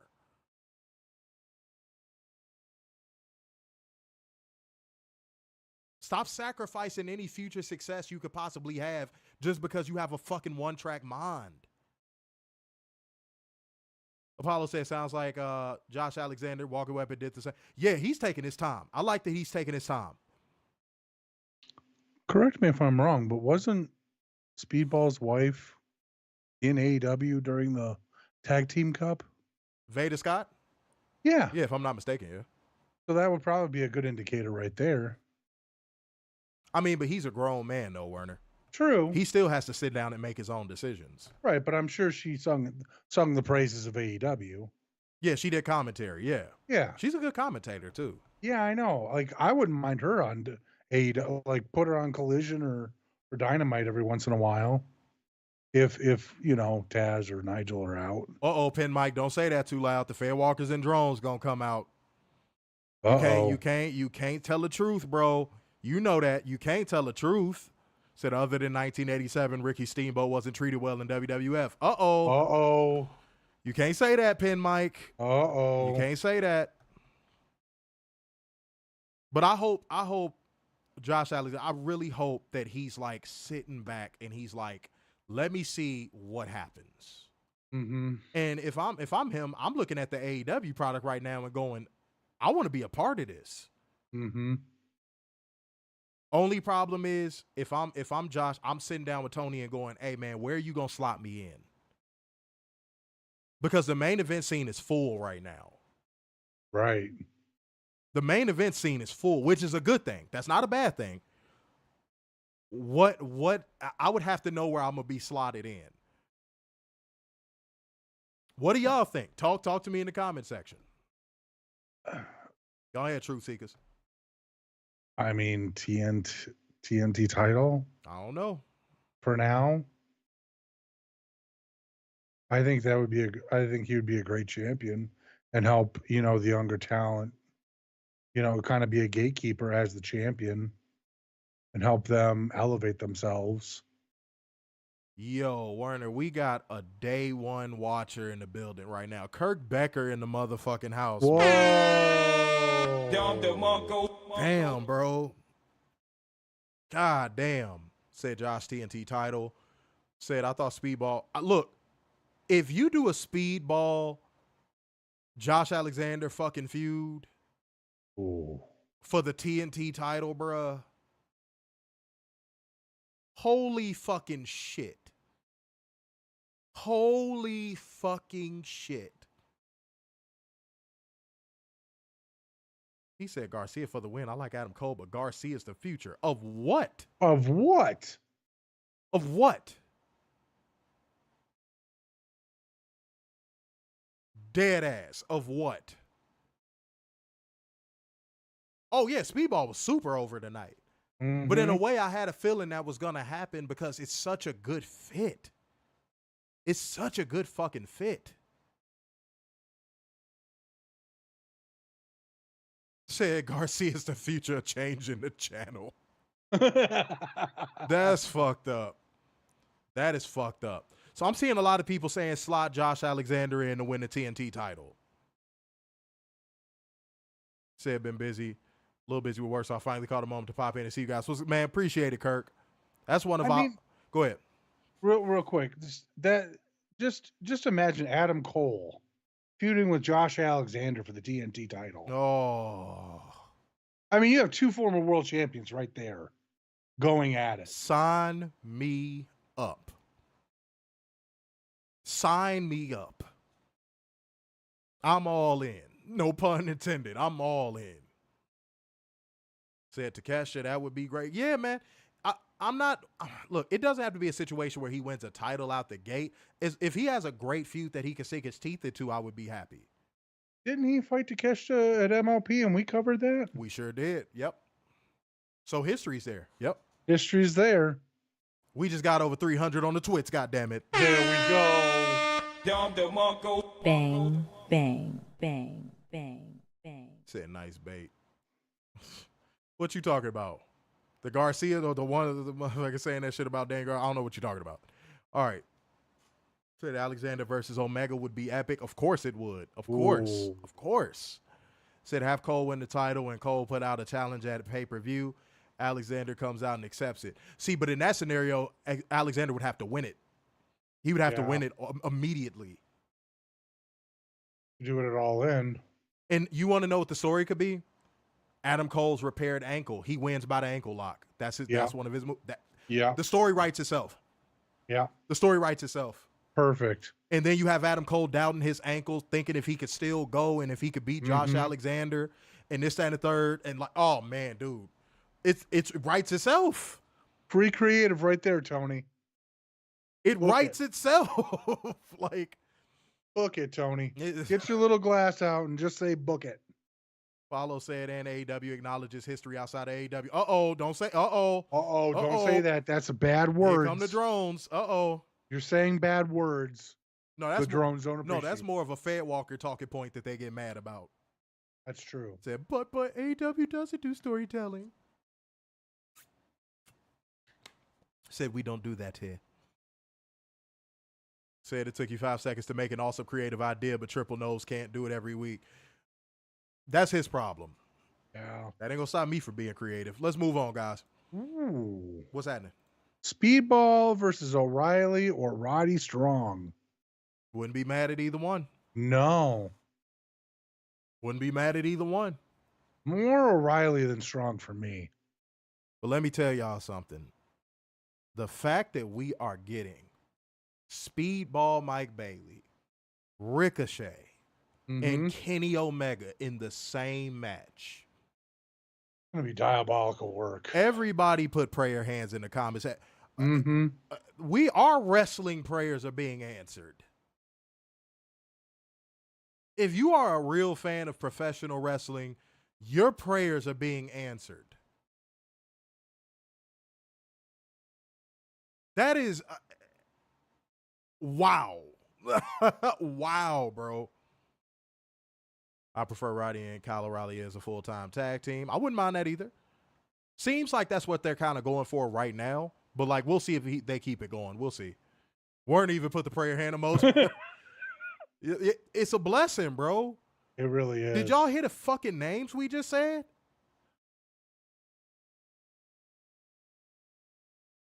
And I said this off camera. The fact of the matter, that Speedball Mike Bailey is already in a championship match and already feels like a main eventer is excellent booking. Mm-hmm. That's how you book a new star. Not have them standing on the ramp with Kathy Kelly talking about I'm going for the Intercontinental title. Mm-hmm. WWE is my present. Then Adam Cole comes out and says nobody could keep up with the Undisputed.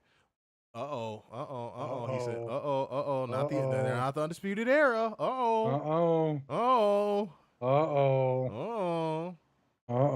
Was that a Fed Walker-in slip? No, I'm playing with you. Let me see what we got. Shouts out to everybody. I'm still seeing prayer emojis come from. Mm-hmm. Damn. Oh, and I had a couple people DM me, man. My birthday was great, y'all. My birthday was absolutely phenomenal. I had a great time. Life is good. And life is also unfair. You're not the boss of me now. You're not the boss of me now. No.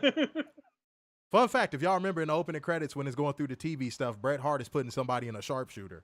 Mm-hmm.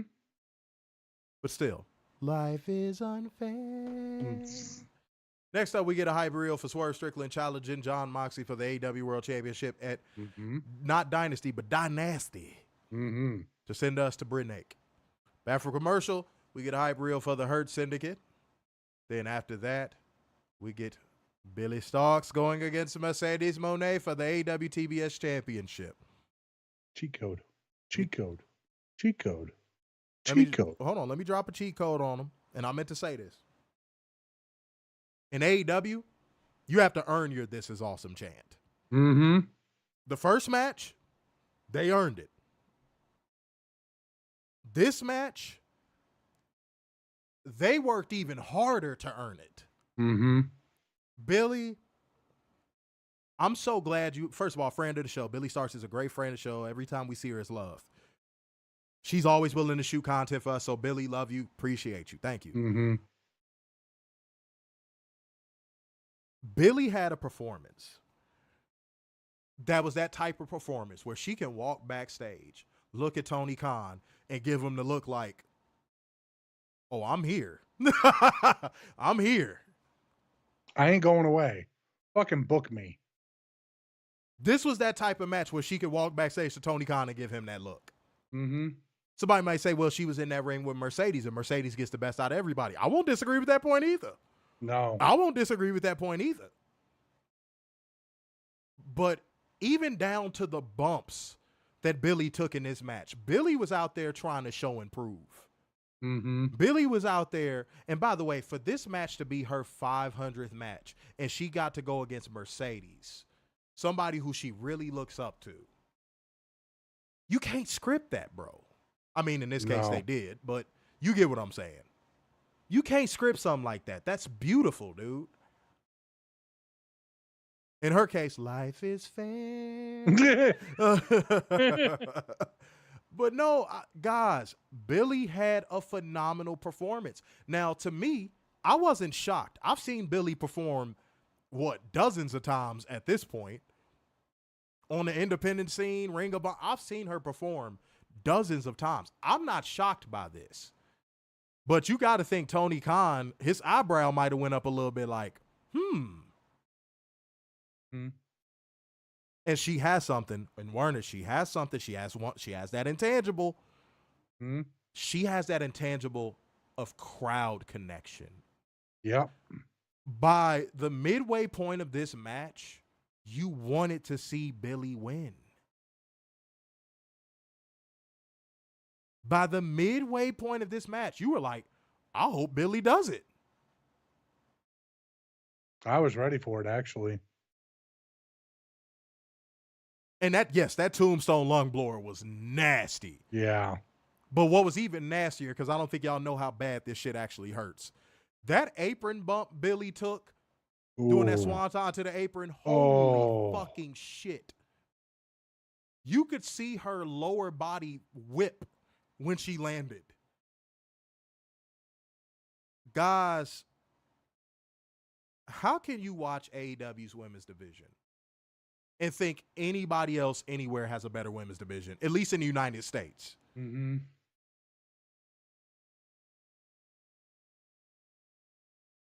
WWE had to go buy names. AEW built names. Mm-hmm.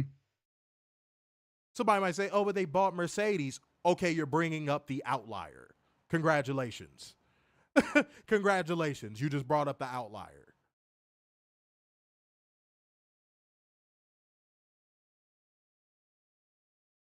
But I'm so proud of Billie. That's the word I'm looking for more than anything. I'm so proud of Billie because not only did she get in there with Mercedes and hang, she got in there and she flipped off the trapeze and landed on her feet. Unlike Robin's family, I mean. Yeah. Yeah. Sorry, Warner. I know you. Rest in peace to the Flying Graysons. Bruh. We get dark on this show. But I'm telling you guys, it's love, man. It's love to see this. And whether you're a fan of Mercedes or not, because I know some of y'all are fair walkers when it comes to Mercedes. And some of you are all racist. They still thought you banged to me. I swear to God, if Mercedes was blonde-haired, white, and blue eyes, I don't think she would get half of this fucking heat she get. Let me just say that again. That's true. I'm just going to be real. But Mercedes, you have to give her credit of wanting to elevate this women's division. She could have came into AEW and been like, give me everything. World title, TBS title. I want everything. Give it to me. Mm-hmm. Instead, she's using her platform and her popularity to elevate the division. She's using the TBS title to elevate the division. Kris Statlander was better. She's better off now from feuding with Mercedes. Mm-hmm.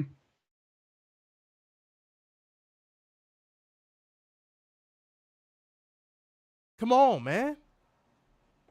You could also make the argument she's not only doing that with the TBS title, she's doing that with the New Japan Strong title too. Because I know Momo just went for the TBS, but like when she does the New Japan shows, and you have all these, Joe, she's coming from Stardom. Mm-hmm.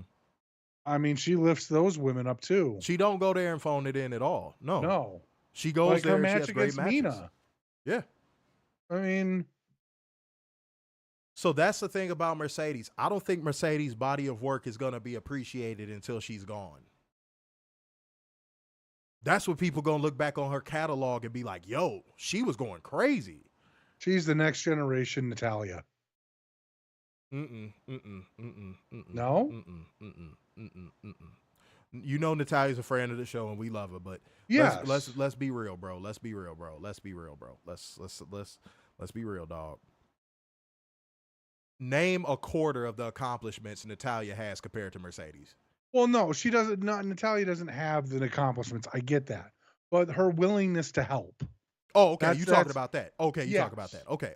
That's where I'm. Okay. Like the builder you should have said part. That. You definitely should have said that. The builder part of a women's division. Yeah, because I was or divisions in this case. Yeah, because I was about to be like, bro, Mercedes' body of work. Yeah. Yeah. Love and Natalia, we love you, but even you would probably admit Mercedes' body of work is lapping yours. Mm-hmm. I hate to say it, but I'm just going off of a builder standpoint. Okay, that yeah, I'll give you that. Mo Dunn said, and she's happy, and you can see it, and that's what drives the drones the craziest about it, though. That's what makes them the most upset. She's happy, thriving, succeeding in black outside of WWE. They don't like it, dude. It drives them insane. They are in shambles over it. Name me one black wrestler that's thriving in WWE right now. We'll wait. Yeah. And if one of y'all motherfuckers bring up a half-breed, I swear to God. If one of y'all motherfuckers bring up some mulatto motherfucker, I swear to God. You bring up Dwayne. Dude, if one of y'all goofy motherfuckers say the Street Profits, I swear. You are getting timed out for the rest of the fucking stream. See if I'm joking. See if I'm joking. I'm not even kidding. Like, no. And thank you for the motherfucking super chat. There we through go. The 5 Schmackaroos said was in the debate with my wrestling chat over Swerve's quote about Mercedes, Cody's and Punk's AEW run increasing their value. Am I wrong for saying it's true? Underneath our post, I saw enough anger from the drones to know and believe what you're saying. And no, you're not wrong. Punk doesn't make it back to WWE without his AEW run. Cody doesn't make it back to WWE without his AEW run. Right. Matter of fact, let me put an extra dose of context on there so drones can't work around it. They don't come back and receive what they receive if it wasn't for their AEW runs. They probably could. Go ahead. And not only that, you wouldn't see this god tier level Mercedes if she didn't jump to AEW. Yeah, she would have been one of wrestling's biggest what ifs if she never left. Yeah. She would have been on that Mick Foley run still. Say Mercedes is a star maker. Every girl that faces Mercedes becomes a star. Say no, you can't say Bianca either because now they're booking her in this really catty, like reality show type of way, and I'm not feeling it because they only book black women like that. Have y'all noticed that? They only book the black women like that. They got her in like this really catty, Jerry Springer-esque acting type of storyline right now that it's just like, why do they only do this with the black women?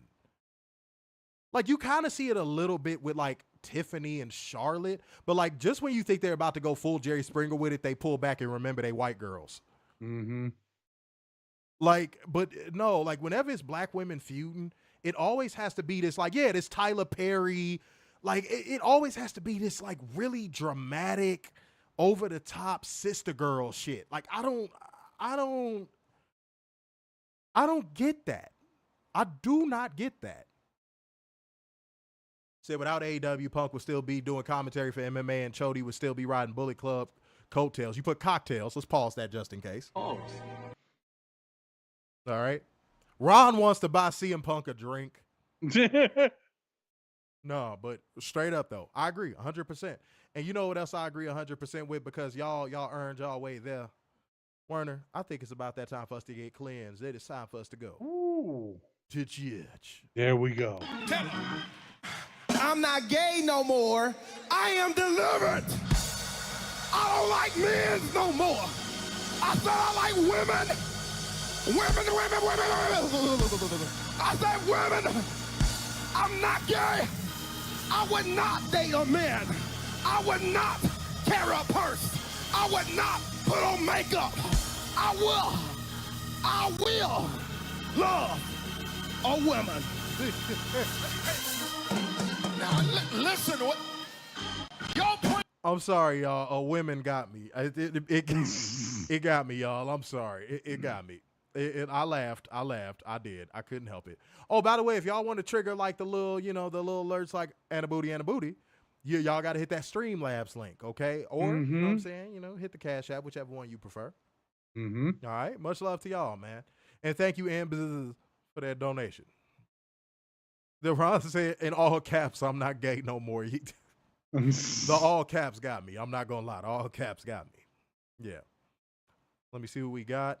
Cool. All right, let's keep it moving, guys. Let's keep it moving. We approach 2 hours. But yeah, no. Mercedes Moné won by submission with the statement maker. I like Mercedes keeping it locked in because it was such a hard-fought matchup. And you want to know what that did for Billie? That gave her babyface steam. Yeah. Because they were really rooting for her to win, and Mercedes is like, bitch, you push me to my limits, I'm going to keep this motherfucker locked in on you. So that was an excellent heel move. You could tell that was an audible on behalf of Mercedes. Excellent. You could tell Mercedes whispered to her, like, stay here. I'm going to lock you in the statement, stay here. I'm going to get you over as a babyface with these people right now. Stay here. Excellent. I kind of wish she waved off Aubrey at that moment, but still a great way. No, she held it long enough, bro. Yeah. It drove the point home. Werner, she had it locked in long enough for them to go to 3 different camera angles. I don't know how long you wanted her to hold it in. You got a good point there. But no, shouts out to Mercedes. Shouts out to Billie. Excellent work. Cheat code. Next up, we get a promo package from the Outrunners. Wishes some local sports team luck, and we go to break. Okay. Yay. We're playing basketball. I still feel like the Murder Machine should have went against her syndicated fucking Yeah, Revolution. so do I. But can't cry over spilled milk. It is what it is. No. F commercial. Jiff cuts a promo backstage. And Werner, you take this. Go ahead, sir. Oh, God. It wasn't a bad promo. Cut that. Cut your bitching out. It's MJF is holding the business card and said many are placing their bets on who will be the next AEW champion. Some think it's Darby Allin, who MJF has beaten twice with a side headlock and could be dead on a mountain somewhere. That was a good line. That was a very good line. That was a good line. Because you know what? It might be It might be true. We don't know where he is. It might be true. Some think it'll be Will Ospreay, who MJF beat for the international title last year. Some think it could be Hangman Page, but says there's only one thoroughbred to put your chips on, and you're looking at him. Short, sweet, and to the point promo. Yeah. I have no problem with it. I just got to figure out what he's doing next. So he had MJF's card or MVP's card, and he'll give him an answer next week. Apollo said Dynasty reunion. Dude, who knows? Who knows? They're both free agents. Let me tell you something. Hammerstone and AEW would go crazy. But that's another one you got to put in the mid card. Where's he gonna slot? Yeah. Where's he gonna slot? That's the only problem. Where is he gonna slot? Or do you put him? I mean, we have the Continental title. That's doing nothing. I think pairing Hammerstone with MJF would definitely work better than Wardlow paired with MJF. Oh, I completely agree. Said he needs to get his spray tan fixed. When does MJF not need to get his spray tan fixed? No. Said MJF getting his fire back slowly but surely. Got to give credit where credit is due. Slowly but surely. Apollo said have him be MJF's heater first. Yeah, I mean, that's what I'm saying, dog. I think it would go way better than Wardlow MJF did. Said agree. Both of them have chemistry and history. Xavier said these free agents. Yeah, man. Mm-hmm. Tony's going to have to open up that wallet on these motherfuckers, man. Tony's going to have to start releasing people, too. He can start with Orange Cassidy. Well, I mean, there's Orange Cassidy. There's Chuck Taylor still. There's... Well, no, Chuck Taylor's working backstage, so it is what it is. Yeah. I think his contract is probably transitioned to like a backstage contract. You get rid of Alex Abrahantes. Nope. Can't get rid of the greatest hype man and manager of all time, Werner. He managed you when you bought your first car. He is not a manager. He is just on the regular talent roster. Werner does not want to admit that Alex, the hype man, bought him his first car. MVP is not even on the main on the roster. He's on the manager side. You see, he didn't deny that Alex bought him his first car, right? Alex didn't buy me shit. He bought you your first car. You could get rid of Ari Daivari, Anthony Ogogo. Well, see, yeah, Dylan, thank you. I'm not as doom and gloom as Werner. So you got to have a balance. Werner is a little more doom and gloom. He's already cleared up some spots that could be filled in by people that actually want to be there. Like Ray Phoenix, gone. Penta, gone. Yeah. He's cleared some spots. Like, I'm not going to be like, let's just sweep out all of the jobbers. Like, I mean, yeah, you could, but why would Alex Hammerstone fit? Like, would he fill a jobber spot? No. So, like, no, you gotta clear a spot that would have been taken by somebody of an equal caliber. That's the key to free agency. Like, Werner, if you had a team and you're all-star player, right? You're all-pro player, left your team. Do you want to slot in a player that was an all-pro, another all-pro, or do you want to slot in somebody that's not an all-pro? Slot in somebody who's an all-pro. Exactly. So what is releasing jobbers to sign Alex Hammer. So like that doesn't equal out. I get what you're saying, but that don't equal out. Said he's already read that already. Said Alex is the hype man for the Titans of the Air now. Oh, okay, all right. Ron said 125 people on the roster for 2 shows. it's okay, Warner. We'll just get Alex the hype man to calm you down. Damn, we hitting 2 hours. Damn, I thought we was making good time. Okay, well, let's speed up. Go ahead, Warner. Keep it rolling, man. All right, we got Jon Moxley taking on Coop Coop. in a street fight for the AEW World Title. This was a fucking cheat code It was a cheat code. of barbaric proportions. Dude. Spike. Spike made a wonderful entrance tonight. Spike, damn Spike. Jesus. That's all I'm going to say about that. When Jesus. Go ahead, Warner. I really don't think Mox is going to be sleeping on his back for a couple of days. No. Ow. Warner, that is my rebuttal to what you just said. Ow. I got to believe he's gotten yelled at by Renee Salmon Croquette too. Yo, I'm still going to call her that at some point. I just don't know when. Thank you, Renee Salmon Croquette. I'm going to say it real fast, too, so she don't notice. Thank you, Renee Salmon Croquette. But no, dude, go ahead. Get to the result, and, yeah, let's talk about this match, dog. We have Moxley winning with the Bulldog choke.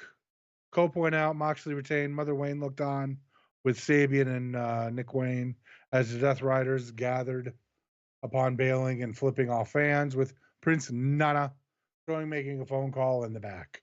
Post-match, Willow. She was showing off the goodies tonight. So fucking adorable. Yeah, she was showing off the goodies tonight. Yes. Good for you, Willow. Feeling more confident. And Wheeler tended to Coop, who reached up for FTR Bald's hand, but didn't offer it. Instead, he left. Ooh, coochie. Wheeler went to his partner and asked what was up. And Harwood violently shoved his partner away and walked to the back. Wheeler helped up Cope and hugged him before going after his partner, as Willow gave Cope the ring. Yeah, gave him the floor, Yep. As the fans gave him a loud ovation. Commentary questioned if this was Cope's last bite at the apple or last chance at the AEW World Title. All right. So I want to stop the presses real quick.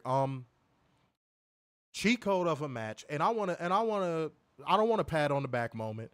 I just want everybody to give some acknowledgement, okay? Moxley came out there, and I knew about this story. I saw people putting it in the comment section, but I knew about this story. Drove 11 hours. Yeah. And y'all wonder why I just said on the other stream. He's the current face right now he's the current face. This man, when he passes that baton to whoever he passes it to, it's going to be a big moment. And everybody was telling me, no, he's driving people away from the product, Scott Fishman. He's driving people away from the product. How can you hate on a man that drives 11 hours to put over, dude, to not only put over the AEW World Title in a match that was brutal, but to get Spike put in his damn back. Mm-hmm. And then see them trying to take it out, which that was gnarly. How can you this match is why I say the Jon Moxley and Death Riders outrage is fake. How can you hate on this dude, bro? How can you fucking hate on this guy?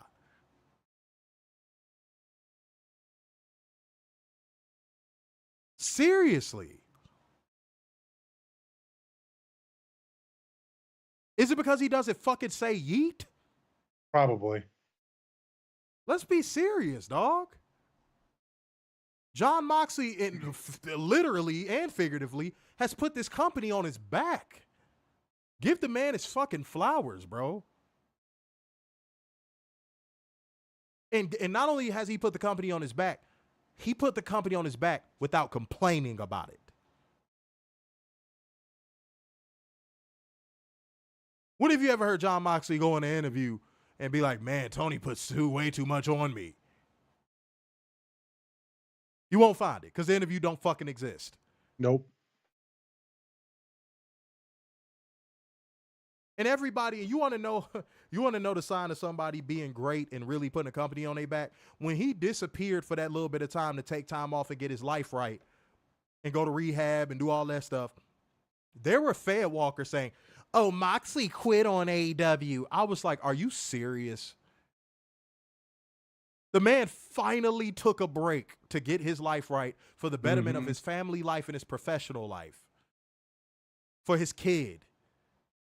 And all these fair walkers were saying he's a quitter. And don't think I forgot about that, fair walkers. Don't think I forgot about that. Y'all were Or when he came back and that guy was screaming nonsense. They think, how soon motherfuckers forget, dog?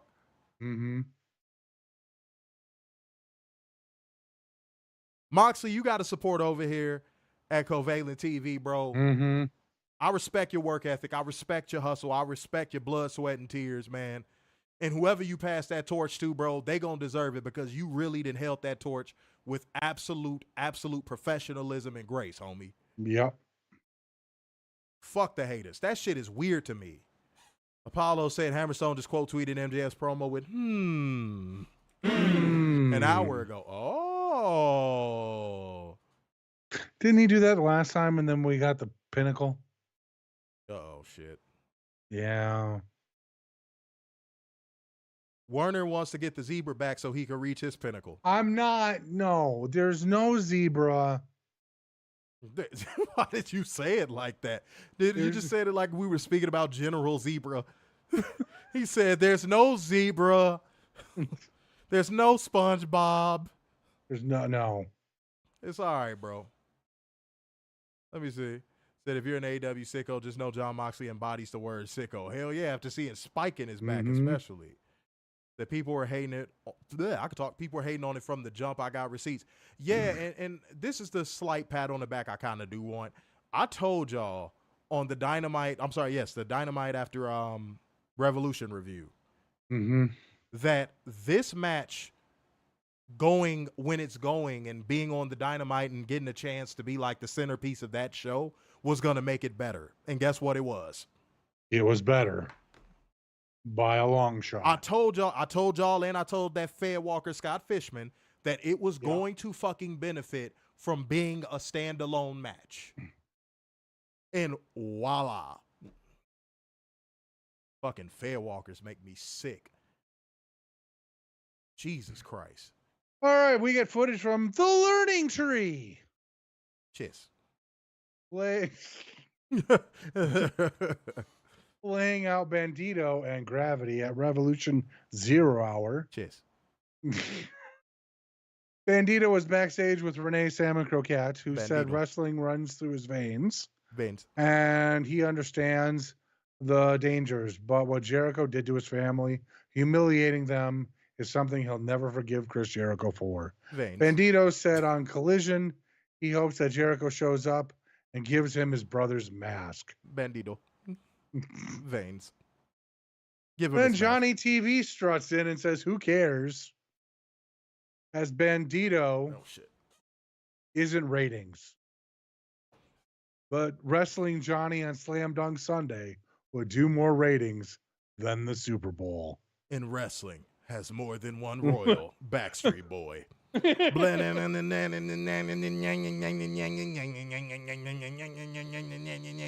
Whoa! Hair dye in my soul. All right. My daddy's Dusty Rhodes. You almost forgot the motherfucking name. See, look at you. He's the son of a plumber. All right. Said fair walkers are the worst form of. Thank you, Ron, for finally. Guys, I've been saying this for the past couple weeks because I created the damn term. And I'm just now realizing that fair walkers are the worst of the two. You could see a drone coming. You can see a fair walker coming too, to a certain extent, but you got to know what to look for.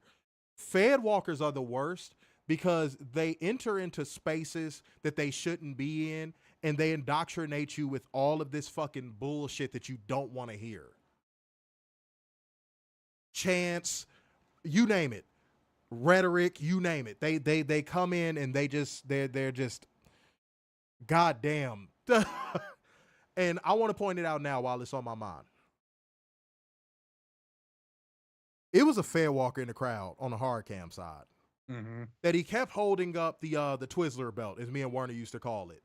He had the Universal title, the Twizzler belt, and anytime the camera, the camera was focused on a shot in the middle of the ring on the hard cam side, he was holding up that belt every single time. That's what Fed walkers do. They come to cause chaos. They're not there to enjoy the show. They're just there to make sure you don't have a good time and just to remind you of how great they think WWE is in comparison to everything else. Mm-hmm. You want me to tell you typically the lingo that they use while they're at other events? Oh yeah, I remember when they did something like that in WWE. Oh, you know what this crowd needs? They need a good yeeting right now. Mm-hmm. Like, you got to really listen to the stuff that they say. Or just wait until Mercedes comes out. They really can't help but show their true colors when Mercedes comes out. God. They're going to make a ton of WWE references. That's all you got to do. That's all. They either have on a piece of WWE merch, they're holding a WWE belt, or they're making a bunch of WWE references, or they're doing all three. That is the easiest way to spot a Fed walker. Okay? I'm giving y'all free game. Damn, we over 2 hours. God damn. Y'all be getting too much good work, man. We got to cut these streams in half. Y'all be getting too much good work, man. And for all this good work, man, like gang, comment gang, share gang, and donation gang. Hit the Cash App, Streamlabs link, or Super Chats. Show us the love, man. Y'all, we've been giving y'all much longer streams recently. So I feel like the love has to be returned. That I am the AEW World Championship. I am the living definition of that championship. Mox.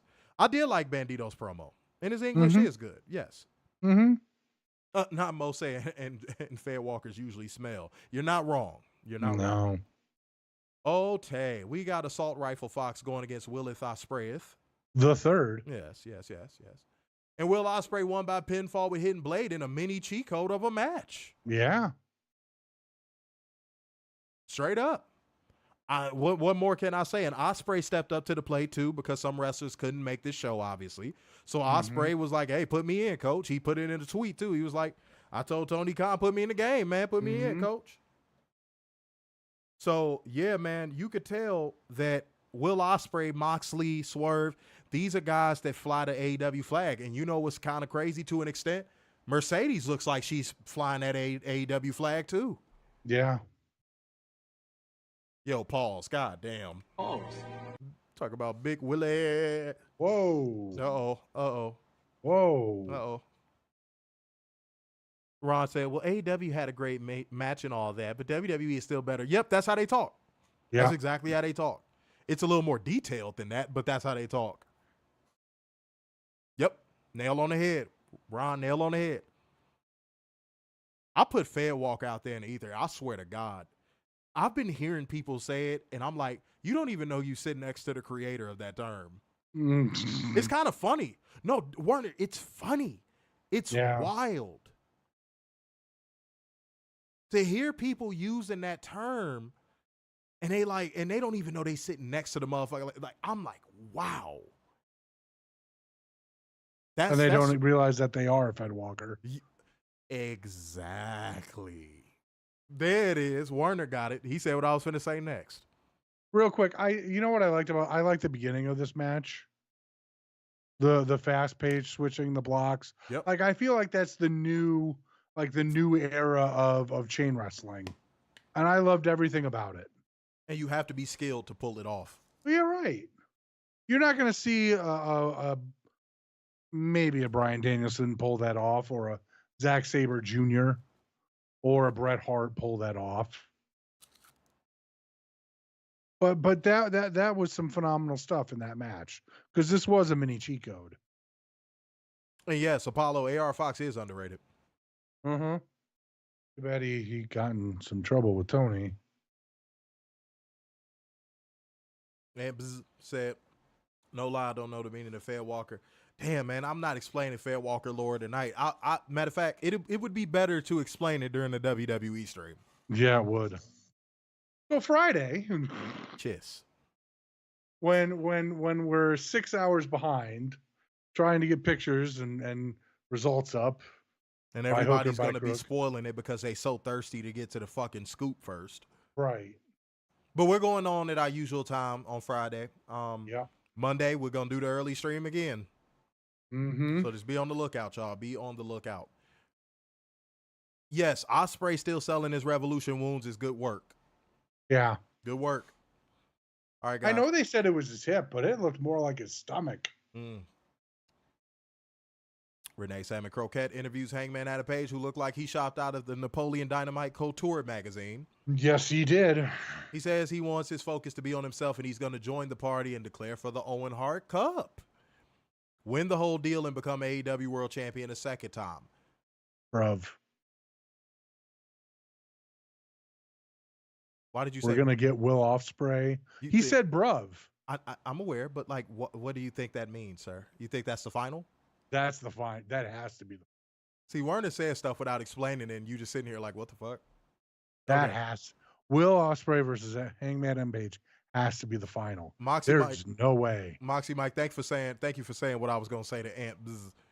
Yeah, don't claim something you don't know nothing about. In real life and on this, in real life especially. I would hate to hear that you got shot down in the streets because you claim something that you don't belong to. But especially don't claim Bussy Boys. Michael, no, that's just Corey. Yeah, Bussy Boys. Corey gonna come in here with his tramp stamp. It's gonna be all bad. Mm-hmm. Michael said Mercedes waves the AEW flag more than some of those who have been there since day one. Ooh. Ooh. Ouch. Ouch, Key Bibble. Apollo said the Owen is going to be loaded. Hangman and Ospreay and Owen Hart Cup. Yeah, it's fire. I'm looking forward to it. Said you want Ospreay versus JY feud. Hey, man, it might happen. That could be a semifinal. Wouldn't be mad at it. No. He said, I feel like this is going to be the most loaded Owen we're going to see to date. Does anybody have a complaint? At least on the men's side. I have no idea about the women's side. They need to do a women's one, man. They do a women's. No, I forgot. I'm thinking of the Continental Classic. My fault. Yeah, the Continental Classic, yes. That's what I want to see. I want to see a women's Continental Classic yesterday. All right. Said Tony is blessing us, as he should. Yes, he is. Because his fans have remained loyal. Mm-hmm. Let me see what we got. Okay. We get hype real for a Julia Hart versus Queen Aminata match on Collision as commentary hypes up our upcoming shows, and we go to break. And again, the Collision card is looking solid, y'all. Yeah. If you free this weekend, man, just sit back and enjoy some great wrestling. Mm-hmm. After commercial, Renee Salmon Croquette interviews Mercedes Mone. She admits that Billie Starkz put up a fight and she's got a lot of heart, but it takes more than heart to beat her. And whoever trained her knows nothing about pro wrestling. And if she had trained Billie, maybe she would have won. Actually, no, she couldn't have because there's no stopping the Monet train. Tony Booty makes her entrance to join commentary for our next match. No, real quick. Hold on. Keep doing what you're doing, Tony. Yes. Go ahead. But the next time Mercedes is on TV, you have to have Athena staring at a television screen or in the arena. Something. I know weather permitted a lot of stuff tonight. Next week, you gotta have or the week after, you gotta have something to where Athena is in the arena staring at a television or at the ring while Mercedes is doing whatever.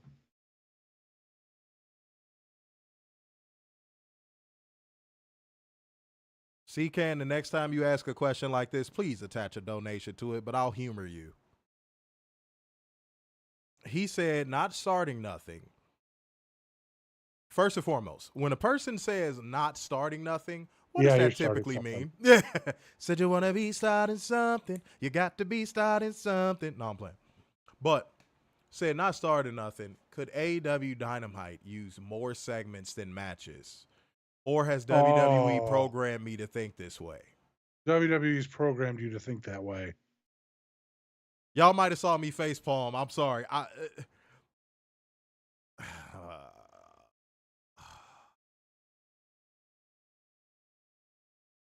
Now, Adrian, hold on. I won't say it's a dumb question. It was a fair Walker question for sure. It was a fair Walker question. Because to even present that tells me that that's the only thing that would make you watch AEW intently. Mm-hmm. You get what I'm saying? Like whether you know it or not, that's something that you indirectly put out into the atmosphere when you ask that question. It's like it was like indirectly saying that's the way AEW would get me to watch. Does that make sense? I have a degree in psychology. I know how this works. I know how this works. You were trying to do like that type of indirect programming that WWE does to their fans. Here's something I think you should do because I think it'll make your show better. Mm-hmm. But really, you're just saying this is what you want out of a specific thing. But I would have rather you had just said, I want more segments in order for me to watch AEW intently. That I would have respected you more if you would have just been straightforward. And I'm gonna be honest, Adrian Carpenter was right to call you out for it. I don't think it was a dumb question, but he was right to call you out for it for sure. Mm-hmm. Because I know what you were doing. Because that's what WWE does to their fan base. They tell you what you should like. But they try to pass it off as a suggestion. That's like marketing 101. That's like psychology and marketing 101. They're wink, wink, nudge, nudging you. I felt like you were trying to wink, wink, nudge, nudge us right there. To what you prefer. Let me tell you something. What AEW is doing right now is just fine. If that bothers you and you don't agree, that okay. But there's a lot of truth seekers in here that are going to be like, yeah, there's nothing wrong with what there's AEW is just fine. They don't need to right now. I can't believe I'm saying this. They don't need to change a motherfucking thing. No, not at all. They don't need, as of right now, as of, what is today's date? As of March 19th, 2025, they don't need to change a motherfucking thing. Zero. They need, if anything, they need to stay the course harder. Okay, I'm just saying. There you go. It came off C-Can. I'm just saying it did come off like gaslighting. It did. It did. You got to have accountability, bro. You got to have accountability. It came off like gaslighting a little bit. It did. It did, bro. See, our comment section, our truth seekers, y'all are good people, accountable people. We don't always agree, but like at least be accountable with your takes. That's all I ask. Especially if you get debunked. If you get debunked, say, hey, man, good argument, move on.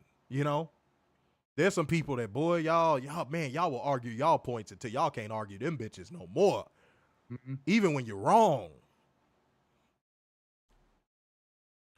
Amish Electrician, that's a name I ain't seen in a minute. He said he just getting in here. Hey, man, pay your late fees. Super chats are back.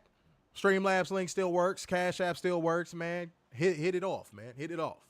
And I still want Mina. Calm down. Damn. Nut ass freak bull. He over here. I still want Mina. Drop it on my face. What the? Okay, that's a weird ass comment, bro. Don't do that. Don't do that. That's not funny. Don't put that on nobody. That's weird. That was a really weird thing to type, G. Amish Electrician, don't say no shit like that. That's not funny. No. Why would you say that? And why did your head go there? That comes off like a projection almost. Why would your head go there? It's a weird ass thing to say. The fuck? Why did shit get weird when C-Can and Amish Electrician came in here? Everything was good. No idea. Like the energy was good. We was having good dialogue. What happened? God damn, yo. Said, You still look sexy though. shut the fuck up, Warner. She's not gonna love on you. But it'd be okay if she did. Warner fucks beanie babies for a living. I do not.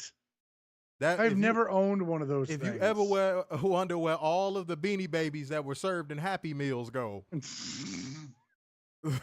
that's why Warner got the green screen on. Because if you saw his background, it'd be a whole bunch of beanie babies behind him. No, it looks like a prison. It does. You do have a prison wall. That shit is Yeah. diabolical. That man got project walls in his house. Oh, shit. Talk about pillow pets. Yeah. You know how it go, man. I'm just messing around. But yeah, man, let's get the vibes back right. We at the main event. Guys, get ready to drop them damn controller emojis. And by the way, hold on. Let me sit up in my chair for this one. Hey, drones and bed walkers. Guess what? AEW has women that can main event a show. Yes. Uh-oh. Wait. AEW had 2 women's matches, and both of them were over 3 minutes. Uh-oh. It's Chelsea Green. Uh-oh. Oh, boy. You want to know what I like about the run they're having this year creatively? Hmm. It is literally giving the drones and fed walkers not even a tiny bit of room to criticize the product. Yeah. All of these little shitty fucking fake criticisms that they had about the AEW product before, Tony Khan's like, I did this. Now what? Mm-hmm. Now what? Yeah, let's not forget that. Hold on, wait. Both matches were cheat codes, but let me tell you what I liked about this Kris Statlander and Megan Bayne match. It was like Tony Khan and whoever helped arrange this match were like, as easy as it would be for you to go out there and make Megan Bayne look good, I want the both of y'all to look good. They both performed at a pay-per-view level. Let me say that again. They both performed at a pay-per-view level. I meant to say that about the Mercedes and Billie match too. The ladies tonight performed at a pay-per-view level. Mm-hmm. And this was Tony Khan's way of going, okay, if you think Megan Bayne ain't ready for the moment, watch this. Did it not feel like that? It felt like Tony Khan was like, oh, all y'all little drones and fairwalkers saying Megan Bayne ain't ready for this moment? Okay, watch this. Y'all gonna see why I let her get seasoning out there on the indies and in Japan for a year before I brought her on. Watch this. These are my confessions. Yeah. This felt like a watch this match. I felt like Tony Khan was like, oh, all these fair walkers saying NXT got the best women's division right now? Let me show y'all something. Come here. Walk, take a walk with me. Let me show you something real quick. And I said this about Speedball earlier. You want to talk about Megan Bayne. Another person that feels like she just slotted right in. And not only did she slot in, she slotted in and then start going up in the damn elevator the moment she slotted in.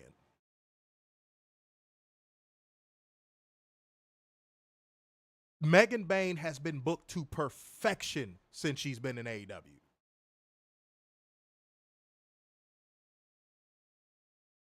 Yeah, Apollo, that's basically what I'm saying. Yeah, Tony Khan is letting his product talk. He don't need the controlled media. He's basically bringing people over. Like, come here real quick. Let me show you something. Mm-hmm. Now, if you in the hood and somebody say that to you, don't check it out. No. Run away. But Tony Khan is like, hey, real quick. NXT got the best women's division. Come here. I ain't gonna hit you. Come here. Come here. Take a look at this over here. This wasn't just a showcase. This was a flex. Let me say that again. This wasn't a showcase, ladies and gentlemen. This was a flex. Mm-hmm. Tony Khan flexed with this match. If you disagree, please let me know. If you disagree, please let me know. If you still think NXT has the best women's division, please let me know. But what I saw in this match, and as much as I love Stephanie, as much as I love Julia, for all the hype that damn Stephanie and Julia match got, are we gonna act like this wasn't the better match? Seriously. Are we gonna act like this wasn't the better match? Are we gonna really pretend just because it was in the Madison Square Garden Theater? Are we gonna pretend like this wasn't the better match? Are we? Actually, are we? And then Toni Storm on commentary, when she said, I would like to be known as the Stormoto Dragon, I was like, bro, I lost it. I recommend everyone go back and watch this match just to listen to Toni Storm on commentary. And then Toni Storm acknowledging how thick Kris Statlander and Megan Bayne both are. She was like, look at the thighs in this match. Yeah. Toni Storm, keep doing what you're doing, beloved. Don't change a motherfucking thing. Keep doing what you're doing, baby. That was back-to-back Woman of the Year. Yes, please. But shouts out to Toni Storm, man. This was phenomenal fucking work. You said Australia's greatest export. Yeah, man, she's killing it right now. Shouts out to Tony Booty. God damn. Look, cheat code of a match. Fireman's carry, Fate's descent on the floor. Megan Bayne tells Tony to watch this. Watch this.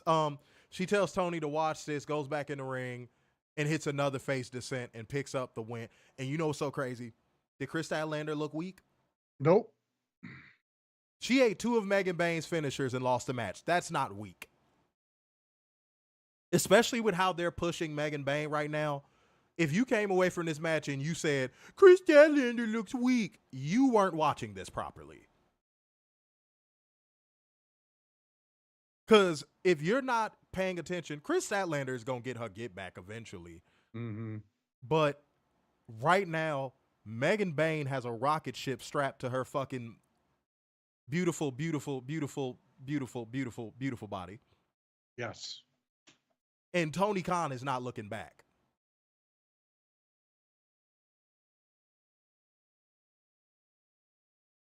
And is there anybody that disagrees with her having a rocket strapped to her right now? Nope. And why? Why are you okay with her having a rocket strap? I want to see if people can figure out why she's getting the push she's getting right now. Because her work ethic shows it, and she's got the look.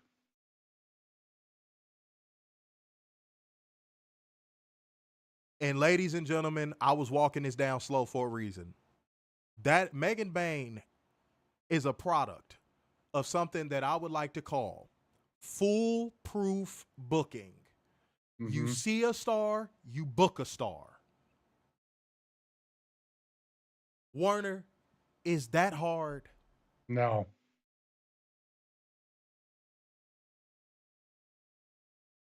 This was literally all they had to do with Tiffany Stratton when she came up to the main roster.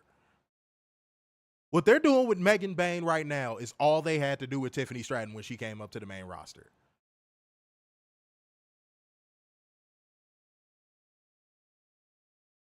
Now, obviously, she's not a powerhouse.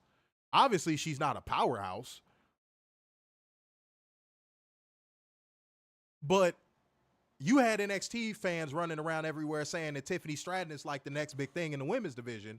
And then you got her on the main roster and you fucking did God knows what with this poor girl. And now you're finna have her be a victim to Charlotte Flair.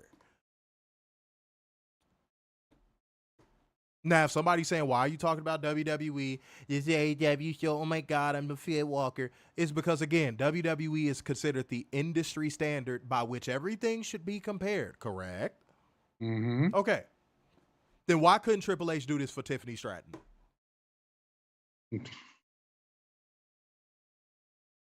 And by the way, this is not Tony Khan's first time doing this. Nope. He did it with Jade. Yep. But Jade fumbled her own career, and that's her own damn fault. Mm-hmm. Triple H could have did this with Tiffany. Triple H could have did this with Jade. Triple H has had plenty of opportunities to do this with specific women. And he didn't. This is foolproof booking. Just had to get that out of my system.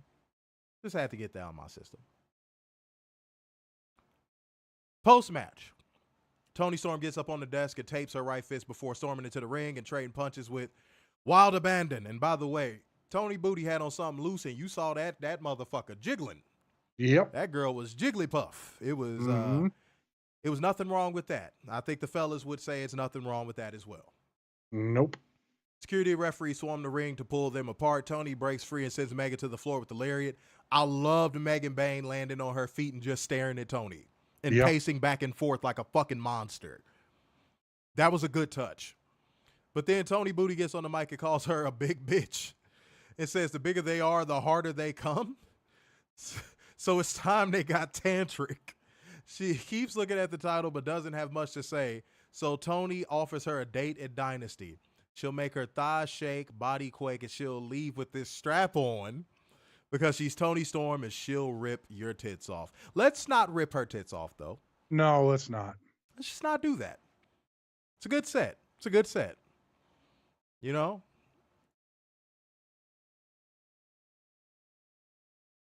Okay, let's go to ratings because I'm about to get my controversial opinion out the way.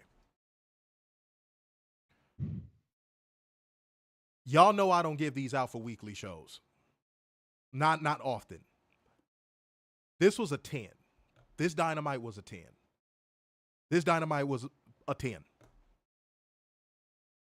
I hate doing this because it seems so cheap.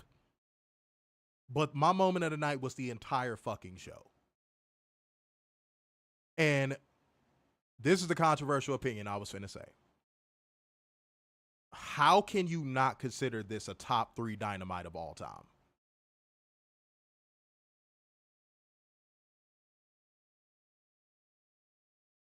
How? To me, this was a top 3 Dynamite of all time. Excellent show, top to bottom. Tony Khan's booking is in fucking overdrive right now, and it don't look like he's letting off the pedal. I have zero complaints about this show. The only complaints I did have about this show, they're very small, nothing crazy. I got nothing else. Go ahead, Werner. I'm right with you. I'm at a 10. Yeah. I never thought I'd be doing that for a weekly show, especially a weekly show that had so many logistical problems. Imagine if everybody did show up. Yeah, imagine if everyone did show up and it was just imagine this show was in Texas and it was just a regular old Dynamite. Wow. I'm moment of the night, the entire show. How can you not? How can you not? There was not a bad thing. I mean, there were moments, but overall, there was not a bad thing on this show tonight. And I know there's some people that might think, oh, no, we're not being biased. Watch the shows. Yeah, watch the show. Like, this was a great show from top to bottom, back and forth, like whatever direction you want to go. Respectfully. Paulo said, I thought I was tripping. No. The only people that are going to rate this show lower than a 10 are fucking fed walkers. Yep. It was an excellent, let me put it this way. It was an excellent professional wrestling program with entertainment value. All right, I'm going to read a few more comments, and then we got to get out of here. Guys, we ran real long. We damn near approaching 3 hours instead of Holy crap. 2. Shit. Yeah, didn't Friday, realize it was guys. almost 1 o'clock. Friday has to be a quick show, man. We got to get back to doing quicker shows. Mm-hmm. But we be in here chopping it up with y'all and this, that, and the third. So, and we try to read as many comments as possible. That's why I said, guys, we got to switch to a format where, man, if you want your comment read faster, you know how to do it. Michael said short and sweet promos, all matches were cheat codes. Facts. And said, man, that's a solid take. Mr. Ma'am said 10 moment of the night, Kris Statlander versus Megan Bayne. Miguel said 10 moment of the night, the whole show. And of course, C-Can gave this an 8 out of 10. Because he's a Fed walker. Good Lord. Okay. Let's talk about Jiggle Jiggle. Said Tony is going to have to strap up big time. Okay. All right. Whoa. All right. Said the strap-on double entendre was bars. Yeah, it was. I'm seeing. Go ahead. Real quick, if you go over to Mercedes' Instagram, he has a picture of her sitting on top of Billie Starkz saying, "Fuck them kids." Hey. Good for you, Mercedes. Ron said 10 out of 10. The whole show was great from start to finish. Everything made sense. Moment of the night, 2 women's matches. Yeah, it's refreshing to see competent booking. Yeah. And 2 women's matches that got more than 3 minutes. Yep. Apollo said on Twitter, too. Let me see what we got. Elise got home right as we getting ready to wrap this up. Let me see what we got. Yeah. Said 10 for giving a show of this quality with a limited roster better than anything WWE could do with a full roster. I ain't gonna lie, C-Can. Adrian is on your helmet, man. I think he's sniffing something about you that he don't like. I just don't know what it is, man. Paulo said moment of the night was Mox for me. Hey, man, look, yeah, a lot of the Moxley shit, we broke it down earlier. A lot of that Moxley outrage is fake. Yeah. It's so fake, dog. It's so fake. And they have no shame about it either. That's the part that's kind of sad. All right, y'all. Well, let me read these times real quick, and then we go get up out of here, y'all. Mo said 58 minutes to 29 seconds on SmackDown, 46 minutes going into the main event, 32 minutes to 25 seconds on Raw of Wrestling, 19 minutes going into the main event. Good Lord. Wow. Good Lord, good Lord, good Lord. Father God in heaven. Oh. Dylan said these are the same people who would love if Moxley went back to WWE. Exactly. Yeah. Dude, exactly. If he came back to the WWE and feuded with Seth Rollins, all of a sudden John Moxley would be the greatest thing since sliced fucking bread. I'm starting to take people's Moxley takes with a fucking grain of salt. Ron said it's fake outrage, but Moxley has a heel heat. The haters taking the bait. That's what I'm saying, dude. You can't build a mega heel that's gonna pass the baton without actually putting heat on them. Right. People are so used to that microwave shitty WWE booking that when an actual heel shows up and is booked like a mega heel, they don't know how to respond. They're used to the Roman Reigns mega heel push where he just fucking beats everybody and then you don't see him for 3-4 fucking weeks.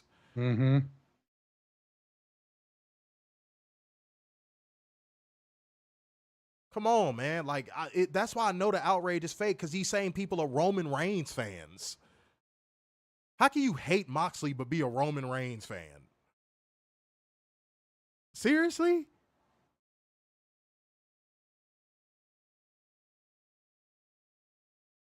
Yeah, they just want that stupid ass, useless ass Shield reunion. All right, y'all. Clear the air.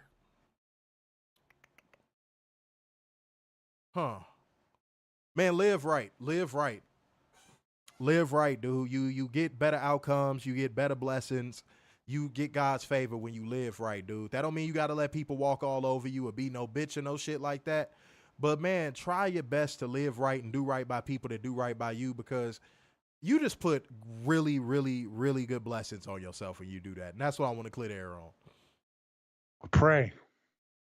Have that conversation with the man upstairs every day. It wouldn't hurt. Yeah. Helps to have that conversation every day. All right, cool. I'm seeing y'all comment. All right, for sure. All right, y'all. It's time to get the fuck up out of here. We almost gave y'all 3 hours of this good work. God damn, y'all. And with no whiskey. Expect a shorter show on Friday. Yeah. Now, if y'all donating, cool. But other than that, expect a short show on Friday. So therefore, going once, going twice, and so to the man with the braids in his hair. So, sign off yet again to see epitome of black excellence, the king of dimes, the just your boy, Mr. Starkz, and The beginning of football wide, the Messiah, 7 cute sixes, and the internal pessimist, Big Dub. Sisses. All right. Peace out, y'all. See you Friday.